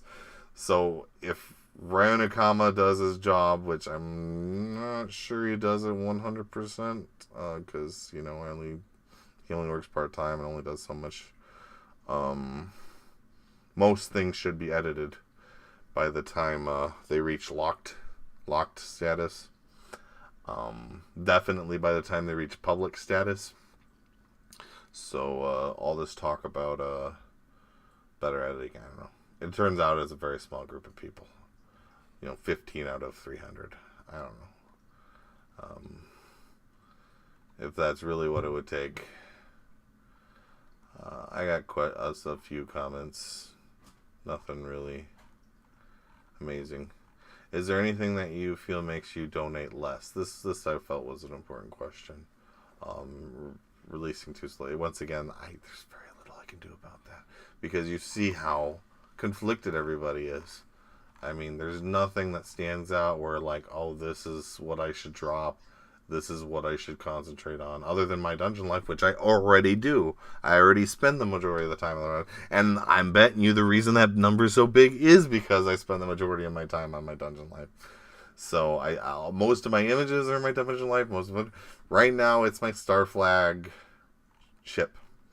So it is what it is. Is there anything you feel makes you donate less? Anything else? Too many different stories. Once again, half those stories aren't being written right now. Just because they exist doesn't mean they're being written. And just because I'll occasionally put out a chapter when someone pays me, or because of a rotation everybody decided they wanted, is not my fault. I feel like the 23 people who mark that don't realize that this is what you guys asked for, not what I'm trying to deliver. I take issue with your typical attitude. 8 people. I don't know. A lot of people like my attitude. I could be nicer. I've thought about being nicer. I don't know if nicer would... I take issue with your politics. I don't even phrase up my politics, except in that single book at one time, which I only offered you guys for free. We'll get to that in a second. I love you, man. No homo. Yeah, I'm not going to go through those. Oh, these are the last two questions, and and I'll go through some comments, and then we'll call it a night. Um, when I write concept chapters and one shots, do you want me to make them available for you? Most everybody said yes. They want them available. Great, that's great. When I write other novels not geared towards Whatsawhizzer, do you want me to make them available to you? 15% said no. So I use the example of Curing Corona, and I get a lot of people didn't like Curing Corona or didn't care for Curing Corona, because, as American politics, they don't care about American politics, or maybe even you're on the left and you don't like me poking fun at you. Maybe you're a major anti-Trumper or something, I don't know. I don't write much political stuff, and that was purely a joke. If anyone who read that actually took anything I wrote in it seriously, that's kind of weird. But the thing about the other novels not geared for WoW is that a lot of my novels I originally wrote were not geared for that. Tales of a Seductress was geared towards women. It was not originally written for your crowd, for people here. So if you had your way, Tales of a so if these 15%, 16% of you have had your way, Tales of a Demon Queen wouldn't exist. Do you know what else wasn't written for you guys? My Dungeon Life. I wrote My Dungeon Life for a specific purpose on Scribble Hub. It was written to try to draw people to my site. It was not written to be my main book. It was not written specifically to be on my site. If I listened to these people, My Dungeon Life wouldn't exist. I can go on and on. Half my novels would not exist if I listened to the 16%, because I didn't write them for you guys. They hotness would be gone. My Wattpad 101 would be gone. It's just, what else? What other novels have existed that weren't written specifically for you guys? Rise of the Midnight King, I didn't write for you guys.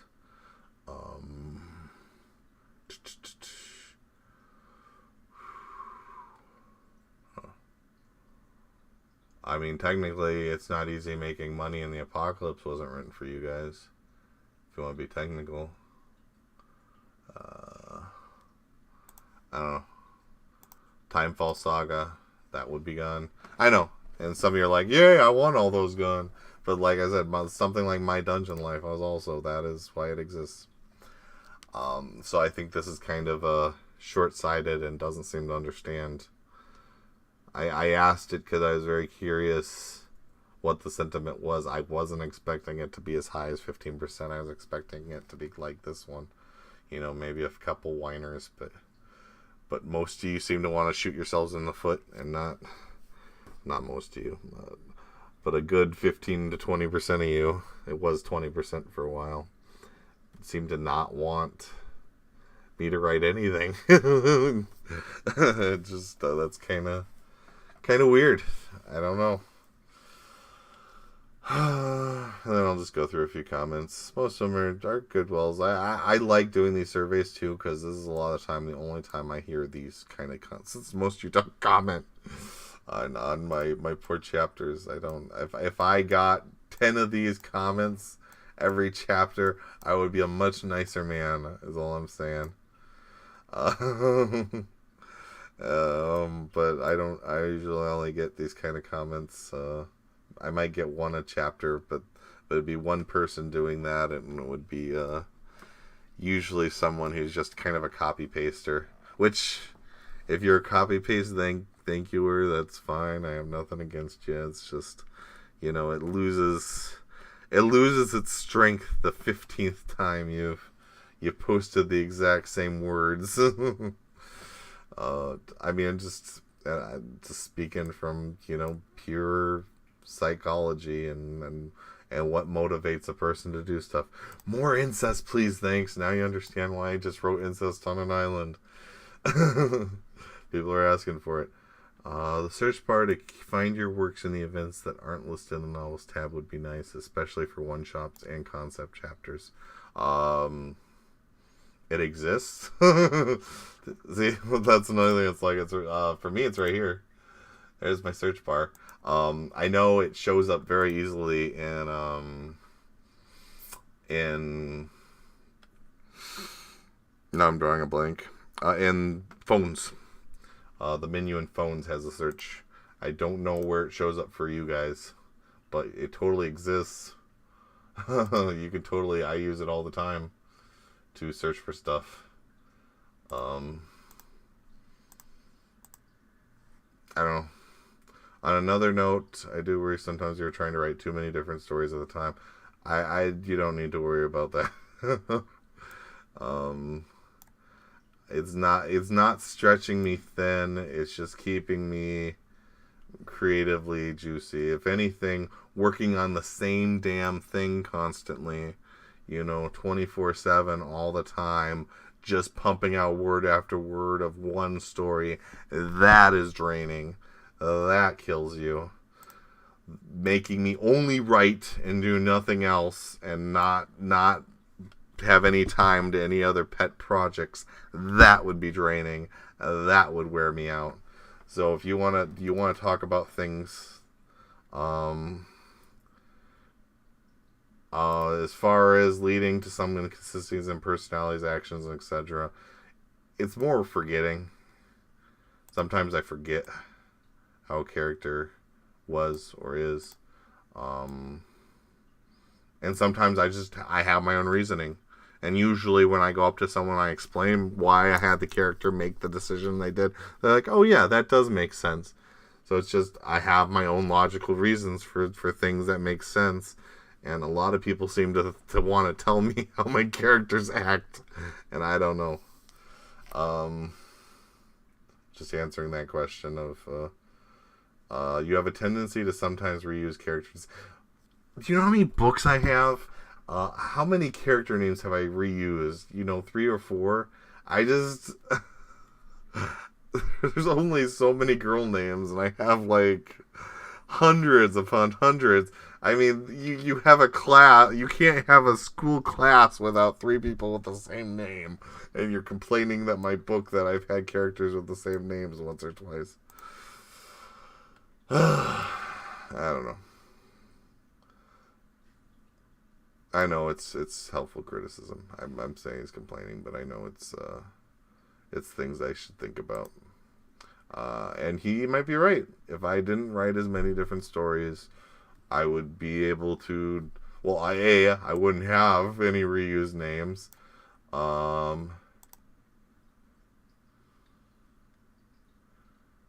You have a tendency to sometimes reuse character names, and I do wonder if it may. Oh, he says he hasn't noticed the characters in different stories blending together. So if it did happen, I don't know. I think it does happen occasionally. But like I said, usually I have my logical reasons. The way I write is I tend to get into the mind of the character. So when I make choices, I usually make them because I think they logically make sense to the character. And, which is why I get annoyed when people will... Deke is an idiot. He's an idiot. He does do stupid things. I'm like, he did what I logically thought he would do in that situation. By calling him an idiot, you're kind of calling me an idiot, because that's what I thought felt logical at the time. I don't know.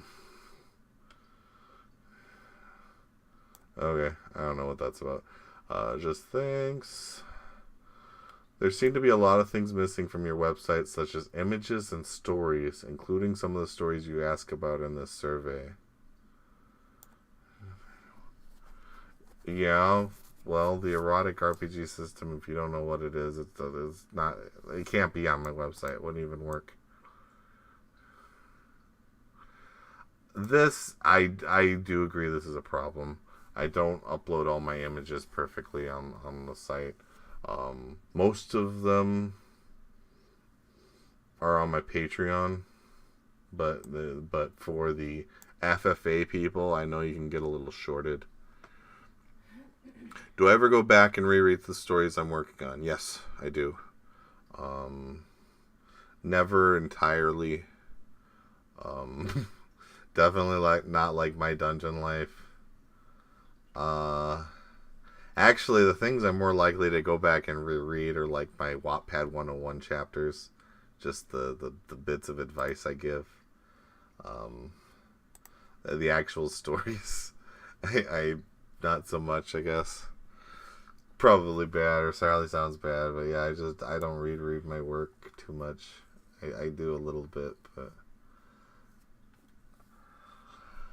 as much as people bitch about your MCs not being all clones pulled from Power Creation, I very much appreciate that you write them in a realistic manner. Thank you, I appreciate it. Thanks for the hard work, and everybody the bass characters are often the loudest ones. And I appreciate it. Like I say, I get a lot of these comments that I don't usually get. So every 6 months I get a little morale boost because I get to read through all these and see a lot more concern. You get a few rude comments. There's probably more rude comments in the public section than there are in the what do you call it section, but good job. I like all your creations and creativity in them. I'm your fan for a long time. Started back in the day with the name that shall not be named. I'm still your fan. Oh, he signs it. Ha ha ha.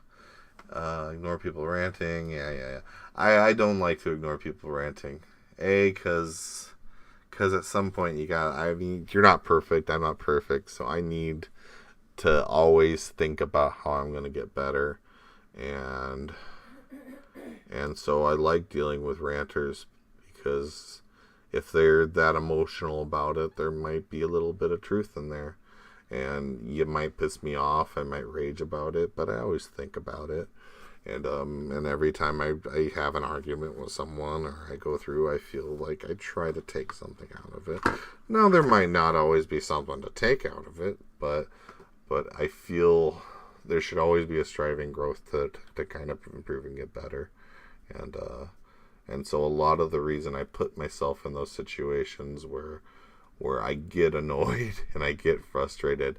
I mean, there's, the YouTuber slang is like never read the comments because, they're just, I got to.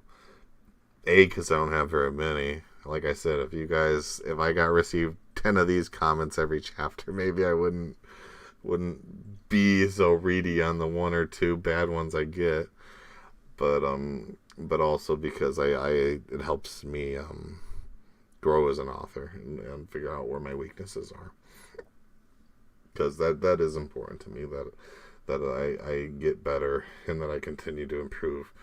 And yeah, that's why I and there's other things involved, like a lot of the complaints I get are centered around deliberate choices, because I write stories to accomplish certain goals. And you got these people who, I think I've written a chapter on this in my Wattpad 101, but Jim Sterling actually did a really good video, which you can look up. And it was like, there's no perfect pasta ingredient. And the story he was telling was basically that you can, that there was at some point Prego or one of these Ragu or one of these companies was doing better than the others, and the other company wasn't being successful, and they hired a guy who was a marketing guy to figure out how they could be successful, and his goal was to find the perfect pasta recipe that everybody loved. And so he did a big giant survey where he made all kinds of different pastas, and you can watch his video and he does a better job of it. But eventually found out that there was no single pasta that everybody loved. There was some people like chunky, some people liked smooth, some people like sweet, and so what they ended up doing to become successful was, instead of putting out one perfect pasta, they put out 3 or 4 different types of pasta, and they were the first to do it, and it was ultimately brought them to the top, and they're a famous pasta company now. So I write the same kind of way. So a lot of people go, oh, if you spend all your time on this one book, the quality would be so much better and it would be the best book ever. And I'm like, no, there's no perfect story. I'm not trying to write a perfect story. I'm writing niche stories with specific goals in mind. So my dungeon life kind of has its own formula and style. And that's what I try to write for that. And WoW has its own. So when people complain, oh, WoW should be more like MDL, I'm like, it's not. And then people are like, oh, just please don't kill off any characters in this story. It's like, that's not a story that kills off characters. I mean, it's not that kind of story, guys.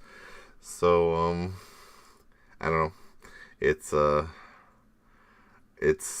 how I write, and I know I get some criticisms for it because there's these people who always seem to be looking for the ultimate perfect book, and I don't write my books to be perfect. I write them to be what people want from that particular genre, and that's why I do so many concepts, because I'm feeling out to kind of find stories that click, that have a good feedback with my base. And honestly, I almost feel like my problem is that I'm too different. That I write too many different, because I have some sci-fi, I have some fantasy, I have some drama, I have some comedy. That's why my base is so divided, is because I ultimately... And it's why my base is so large. It's why I have, 1,400, people donating to me, is because I have so many different stories focused on so many different, people's niches. And it'd be nice if everybody liked every story, or everybody only liked one story. But I think you can tell that my stories have their quality and their appeal, because nobody can agree on any one story being the one. There's no story I'm writing like, oh, that's the one you need to work on. So I think that shows consistently that all my stories are good to an extent. And there is no perfect story, but they each fulfill their goal of filling the needs or the desires of some of my fan base. So that's the situation I'm in. And so suggestions like drop, half your chapters or half the stories you're writing and just focus on what I want, it doesn't work, because ultimately most of my readers are extremely divided fairly evenly among most of my stories. The few that don't do as successfully are the few that I'm not concentrating on, and there's a reason for that. Bring back Enslaved. Like I said, it was supposed to be after WoW. Keep being a snarky author. See, I told you some people like me that way. Thanks for the great stories. Whoops, I have issues sometimes. Yeah, I'm hoping to fix some of that with the Patreon membership whenever that gets done. See, this guy gets it. You fill a niche, underdeveloped market. And that's what I do. And that's what I like doing. And I make a good amount of money doing it at this point. I started out, at a poverty level, but I'm doing pretty good now. I can actually have someone hired under me. So I'm making that much. So that's kind of nice.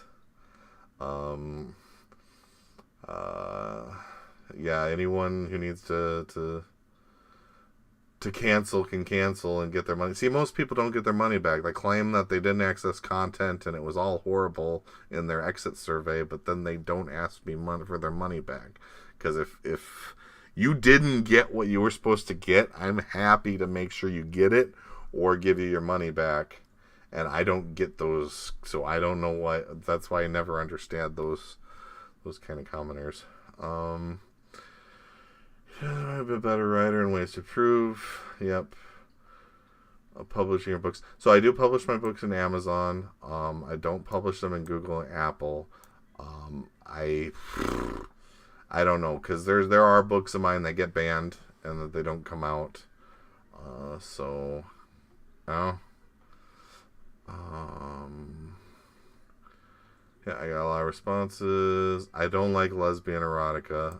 There's a lot of people out there. I would have written a lesbian book by now, but there seems to be a lot of people who don't want it, and I don't want to get stuck writing another semi-popular story that that doesn't reach, half my fan base. I love it if there was a story similar to Black Coffin. So this I actually did address, and that's kind of why I wrote all gods all gods must die. That is my attempt to write a story kind of like Black Coven. So if he's talking about the book, I think he's talking about the Fimbulwinter books, by Daniel, they're not by Daniel Black. The Daniel Black's the main character in them. I like those books, and I've been wanting to do my own version of that for a while now, like an into the world RPG kind of story, and so I ended up combining kind of the concepts of Fimbulwinter with Hail the King, and that's where I ended up with All Gods Must Die, which a lot of people like. I'm not sure if it'll get picked up. I mean, I did it after this story, so I really don't know. But, yeah.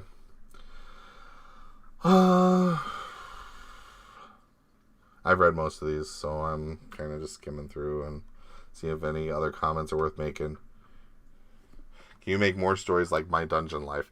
That's an interesting question, too. Should I make another story with very little chapters releasing rapidly? I don't think that's what he means. I think he means like a generic fantasy RPG with a character isekai, kind of the standard formula. The My Dungeon Life was starting out to be the most I literally wrote My Dungeon Life to be the most generic isekai I could conceive. That was literally my goal when I started that story. So when I'm saying I didn't really write it intended for you guys, naturally it doesn't have the erotica. I didn't write it with erotica as a focus. And like I said, I literally wrote it to be the most generic thing I could think of. And then I came up with the concept of the dungeon lore, and that's kind of carried that story. And I think a lot of people really like that unique world building element, and that's kind of what's kept the people who like it because of that. And because the characters were I mean, Deke was supposed to be a cookie cutter Japanese, I guess they call them whatever betas or whatever, just Japanese, simple whatever. He's not Japanese. I'm saying he's supposed to be one of those very nice guys. And then the girls are supposed to be vapid. I mean, so I get a lot of complaints on like Royal Road and stuff, people hating it because like, oh yeah, the girl's just doesn't have a lot of depth and she likes them for shallow reasons. I'm like, I know, that's why I wrote it that way. I was trying to make it that. And yeah, I was originally trying to make it like Slave Harem.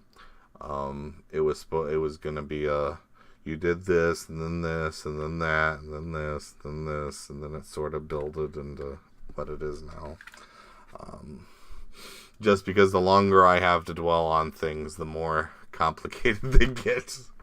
I can never keep things simple. Even narrowing it down to one girl per volume, I still ended up with 15 girls in the end. But I do like the story and where it's going. I have a lot of good ideas for characters and how they're going to develop, and I hope you like the next week, because the next week of MDL is going to be quite a final confrontation, and it will lead to the story being more what's the word? Deke's going to evolve in the story. I'll just say, don't want to spoil anything, but the Deke who comes out at the end is going to be a more interesting character and more like. And I hopefully you guys like the change. I hopefully you're not like, oh, I like the old Deke. Hopefully you like what he's evolved into, because that's kind of where he's been heading from the beginning. And yeah. But I'm sure the second I have him do anything dumb, someone's going to be like, oh, that's what the old Deke would have done. He's so stupid. How dare he make a mistake? And blah, blah, blah, blah, blah. And, all right. He's not a different person. He's just a little bit smarter and maybe a little more capable. Maybe an isekai with a less nice MC would be good too. Enslaved.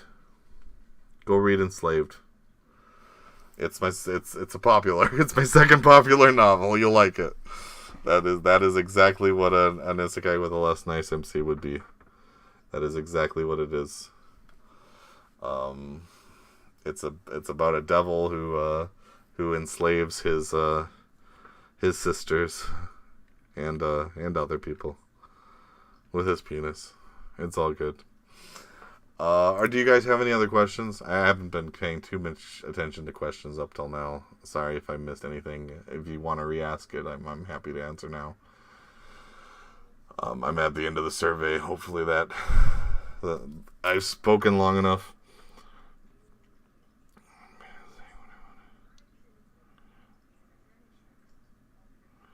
Yeah, I get, but liking other things more still means, it's on the back of the list. For PG-13's comment. Oh, he returns as something that's not human. I mean, technically that's enslaved, isn't it? He comes back as a devil. And then there's any others that I've written that he's not human. That's kind of I think it's just that one. Enslaved, he's all the others I think he's human. Yeah, I guess I haven't written any other. You want something like God, what's that one called? The goblin one where he comes back as a goblin. I don't remember. I reincarnated into former hero's body. Yeah, that one. That one's not as. I was hoping it was a little more popular. Yeah, the ghost story about the girl who likes the boy.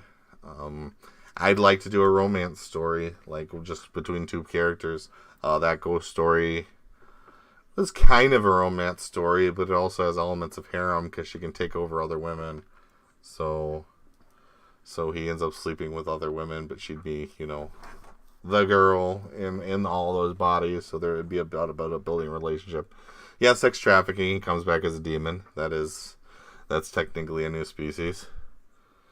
So there's that one. But I guess I get what you're saying. Some kind of evolving monster that, like the slime or the goblin or all of those.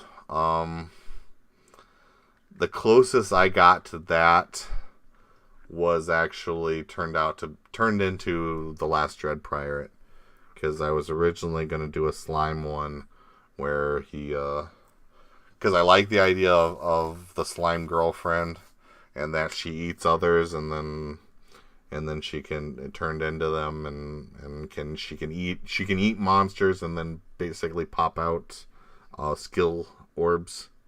That idea that ended up getting integrated into The Last Dread Pirate, which no one liked.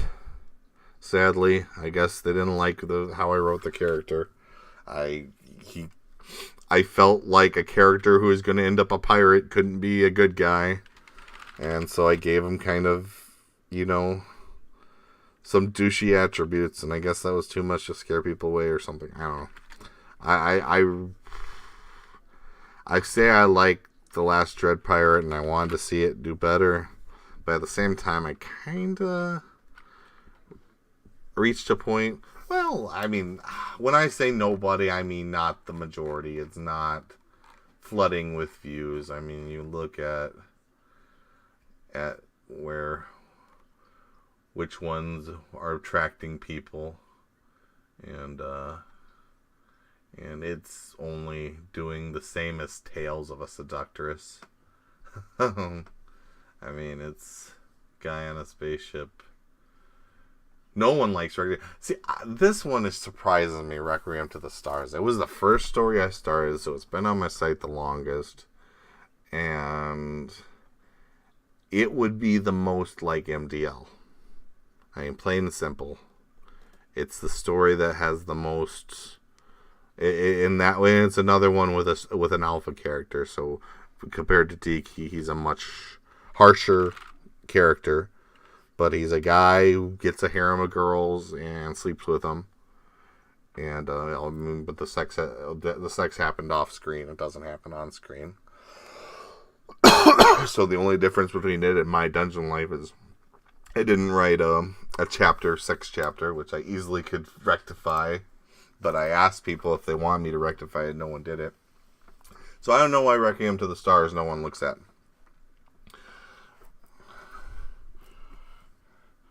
Yeah, that's the thing with the sponsor chapters. They give things the illusion of being popular, but it's really just like 2 or 3 people that really like it and are willing to drop $30 at a time seeing it written. That's kind of how I mentioned with Man of the House, because I feel like that's not really that popular. I guess looking at it here, it looks pretty popular, doesn't it? Apparently it brings most people to this website, huh? Maybe I have to rethink my thoughts on it. Yeah, Requiem to the Stars is it hasn't released quickly. It's part of the once a month club. But I mean, it's like I said, it's a novel about an artificial intelligence that once wiped out the galaxy.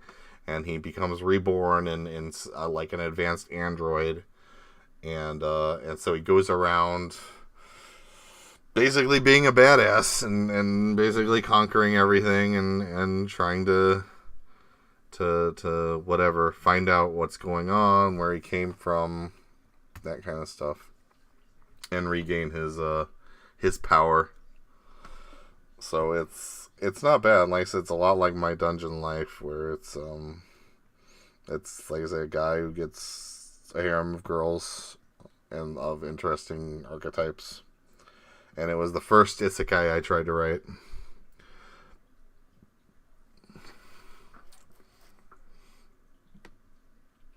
I wish more people read it.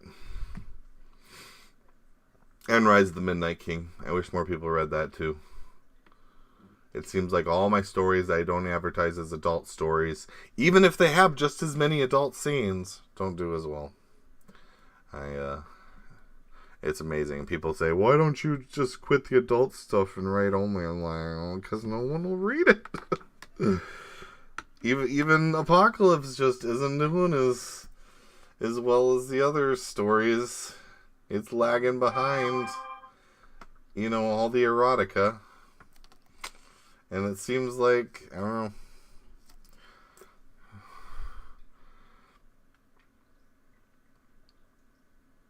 know. I've never read Adventure King.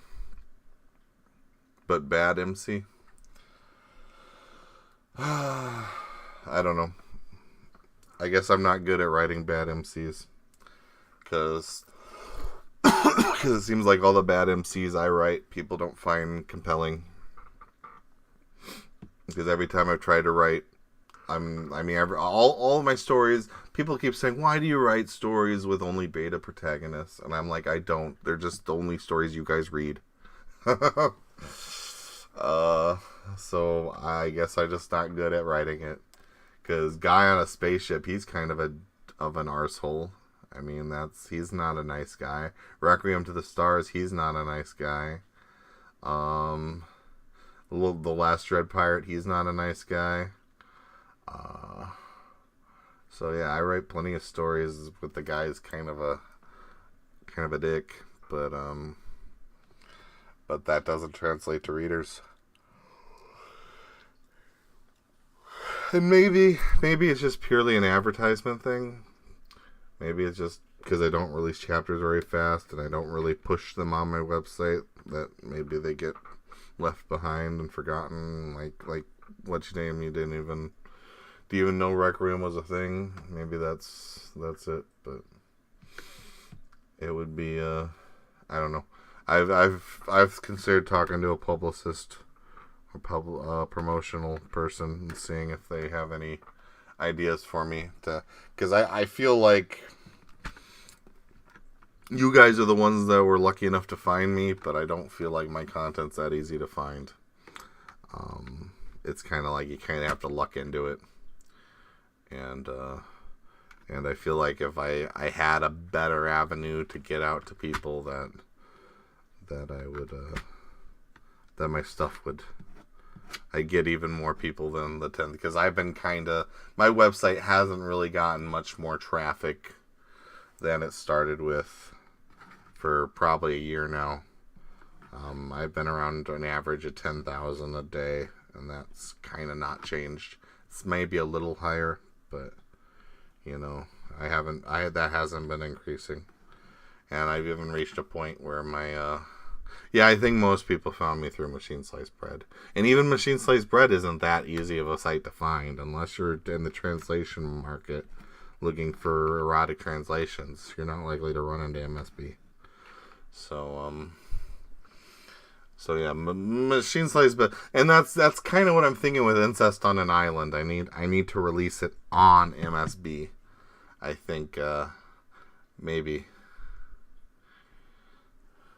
Yeah. My site got blacklisted on Facebook. I've tried to put it on. I don't know why it says I'm a spam site, and I don't know how to argue that either.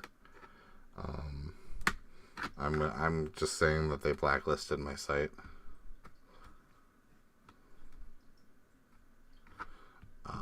I don't know why. Maybe I should contact Facebook and try to find out. I'm kind of afraid I'll get in more trouble if I do, though. Like they'll get into the nitty gritty of it, be like, "Lollies on your site, death to you," kind of thing. I don't know. But I know my website's been blacklisted from them.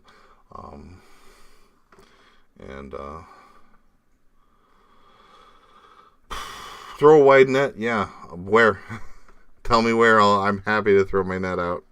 I've already done Scribble Hub as best as I can. And I've done Royal Road, and Royal Road doesn't do that well for me. Web novels, I've tried a few times on web novels and haven't really found anything that clicks. And even if I did, web novels actively prevents you from linking your site or asking for donations. They literally they censor words. So if you use any swear words, they actually censor them, and they don't tell you they're censoring them. They just do it without any indication. And one of the words that they censor, Patreon. Patreon's a naughty word on web novel. You can't ask them to check your Patreon. They not only do not allow you to link it, they don't even allow you to ask it. They want to completely have control over you as an author. Web novel is a joke. A lot of people keep asking me to go to web novel, and I see the appeal. I mean, they get a lot of reads. But that does not translate to money. Yeah, I'm trying to. Most of my books don't have lolly anymore. I still have incest rape. I don't think I'm getting rid of that. But rape. I've kind of leaned away from rape. I mean, some of my stuff's pretty questionable as far as it certainly wouldn't meet the standard the feminist guidelines for what constitutes consent, but I don't do pure rape, and I don't do lolly anymore. That was mostly World of Women. I've even thought about deleting. That's another reason I still have a bad taste for World of Women, because it is the only novel I'm making that really contains that very questionable content. No, I don't think any of my other novels contain flat out rape or underaged, other than World of Women. So if I deleted World of Women, I'd probably be deleting a lot of my problems. So let that sink in on my willpower for continuing to write that one, because that's where a lot of my problems are. Yeah, I mean, I guess you could kind of say there's some rape, and I mean there is rape in Tales of a Seductress, but since the genders are swapped, it's not as she's seducing people, which is kind of what she is, and she gets raped just as much as she gives, so it's not completely awful. Enslaved, yeah, he kind of forces people, but once again, like I said, the consent's kind of... A Hero's Vengeance is definitely rape. That is flat out rape. But most of these are not. I don't write that much of either. So it's kind of sucks. I mean, the only thing I write consistently is the incest. I have a lot of incest stuff in here. Which I originally did because I thought that's what my readers wanted. I thought it, because WoW did extremely popular, I thought that incest would be what got me to the top. and I don't know. I'm still not sure if I should get rid of it. Some people think I should just that I don't need it, or that it's even holding me back. That it's making some story. Like people think, some people are saying Apocalypse suffers because of the incest stuff in it. And the funny thing is, when I did it, I didn't even think about it. It was just, kind of your typical light novel humor, siscon, brocon jokes. It wasn't intended to be some deep, worrisome thing. But, yeah, it did not appeal to a lot of people on Royal Road. That's for damn sure. It turned a lot of them off. I don't know. You have to apply manually to become an affiliate. Only then do you start getting paid from them. Well, see, I don't want to get paid from them. I want to use them to bring attention to my own site, and they are a website that tries to prohibit you from doing that. And they're the only one like that. Any other website will gladly allow a writer to build up, to have their own profile, to be able... Web novels, a thief. They're just plain, they want to steal your content and use it to make money for themselves.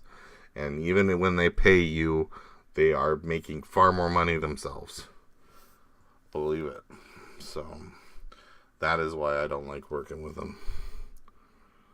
Yeah, incest doesn't get well received it might be one of the reasons I have issues with Facebook. I don't know. I didn't know that they had me logged as spam. I just knew that any post I've ever tried to make with my link has been immediately deleted. I don't know why it would even be called spam, considering I have nothing, whatever you call it, on my site. Malicious. I don't have any ads. I don't have anything other than the wrong words. Wrong pictures that don't fit with the Facebook narrative.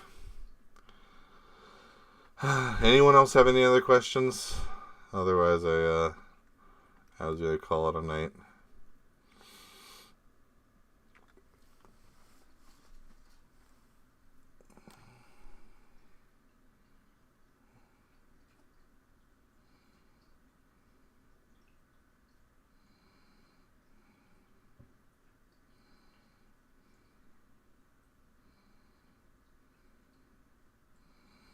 Thanks. I do appreciate, the thought-provoking parts. I did try to make it a story that didn't play it safe.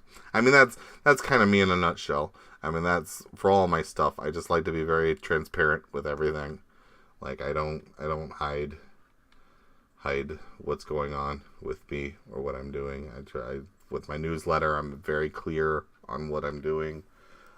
Anyone who's ever read one of my newsletters, for you guys who don't do it, I mean, I flat out tell you what I'm writing. I mean, I'm extremely clear. This is what I'm writing. This is when I'm writing it. And I'm very clear on what I've accomplished the previous month. I mean, you can clearly see what I've done previous month. And that bugs some people. They don't like hearing my word count. Because like I said, they see that I only wrote, 6,000 words for Apocalypse. And they're like, well, why didn't you write 24,000 words for Apocalypse? And, and you can just see how much more I'm writing of MDL than anything else. I mean, it's getting nearly 4 times as much content, yet is only twice as popular. So, I don't know.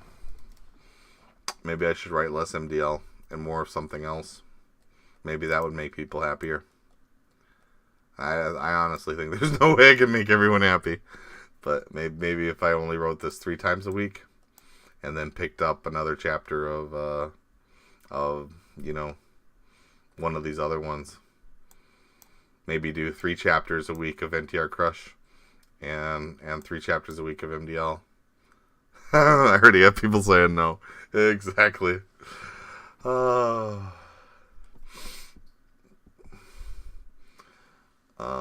Or 2 chapters of Moth a week. 2 chapters of Moth, 3 chapters of MDL. I say 3, I mean 3 posts. I mean 9 chapters. See, I could play this game all day, but I don't think anything I chose would make people happy. So, I don't know. Alright. This is Sun on Yeet. He is my digital assistant right now. He will be working with editing, and he will be helping me do a bunch of extra little things. So, he's working this month. I have him working on his days off. Right now, his job is to re-edit the first 2 volumes of My Dungeon Life and try to make them plot error-free and as good as possible. As I said, with All Gods Must Die, I don't know if it's going to be picked up or make a regular appearance. There's no way I can write more. I guess that's the point I make. I mean, there's just... I know every time you see me write something like this, you're like, see, you could have written something more.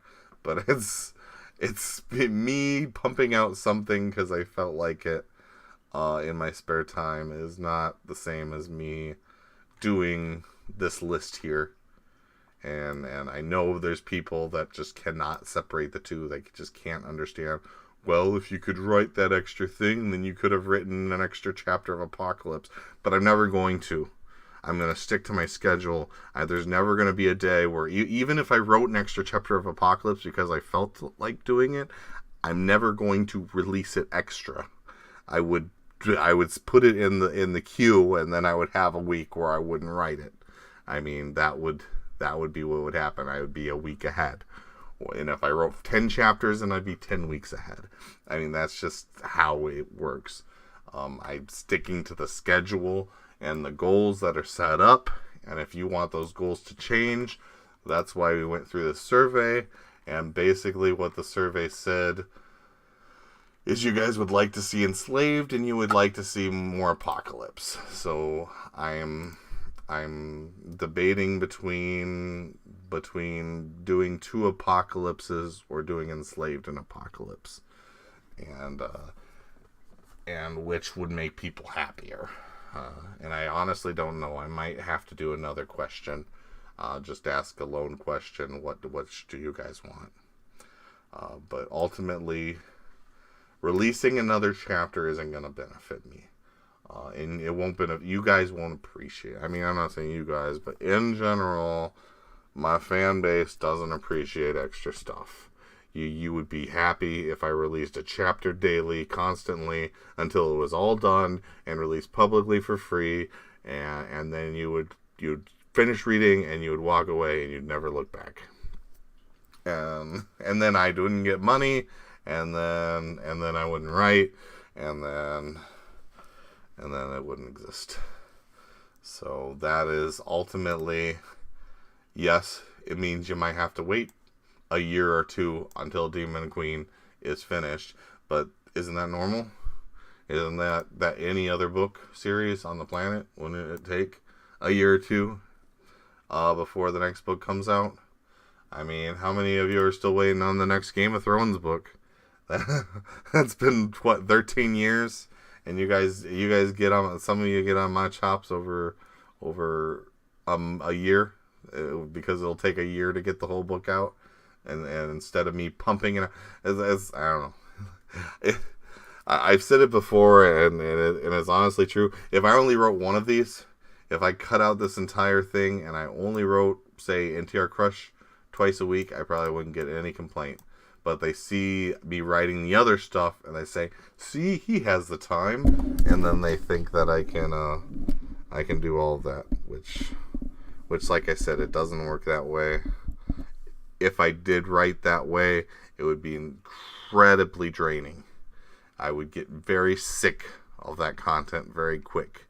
I mean, part of writing all this stuff is that it's always something fresh. And every day I can work on a different project, and it keeps things interesting. So I like doing it this way. It works, from a monetary, and I know you're like, well, you just care about money. I'm like, yeah, I do. Do you not care about money? Are you giving your entire check every week to somebody else? I'm gonna assume you do a job and you care about getting the money from that job, don't you? I do. I do care about supporting my family and feeding my children. You got me. So yeah, though, that's my reasoning, that's my thinking. If you don't like it, or if you don't agree with it, I don't even know how to talk to you, but hopefully most of you understand, and I think most of you do understand, and I know when I complain I'm only talking about 0.01%, but man, they can be loud sometimes, right? Alright, I'm going to call it a day. No other questions. I don't think I've seen any others. So yeah, that's the future. That card game eventually I'll be getting to a visual novel.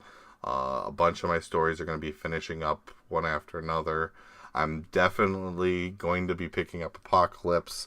Enslaved either will be picked up around the same time, or I will be waiting until WoW finishes before I pick up Enslaved. It'll be one or the other. After that, once Man of the House is finished, it's possible the Gods one might be picked up. I'm not sure, and I can't really tell you how long Man of the House is going to take either, because it might be another 20 chapters, it might be another 40. I intend to have full arcs for each of the girls before. It wasn't really written as arcs.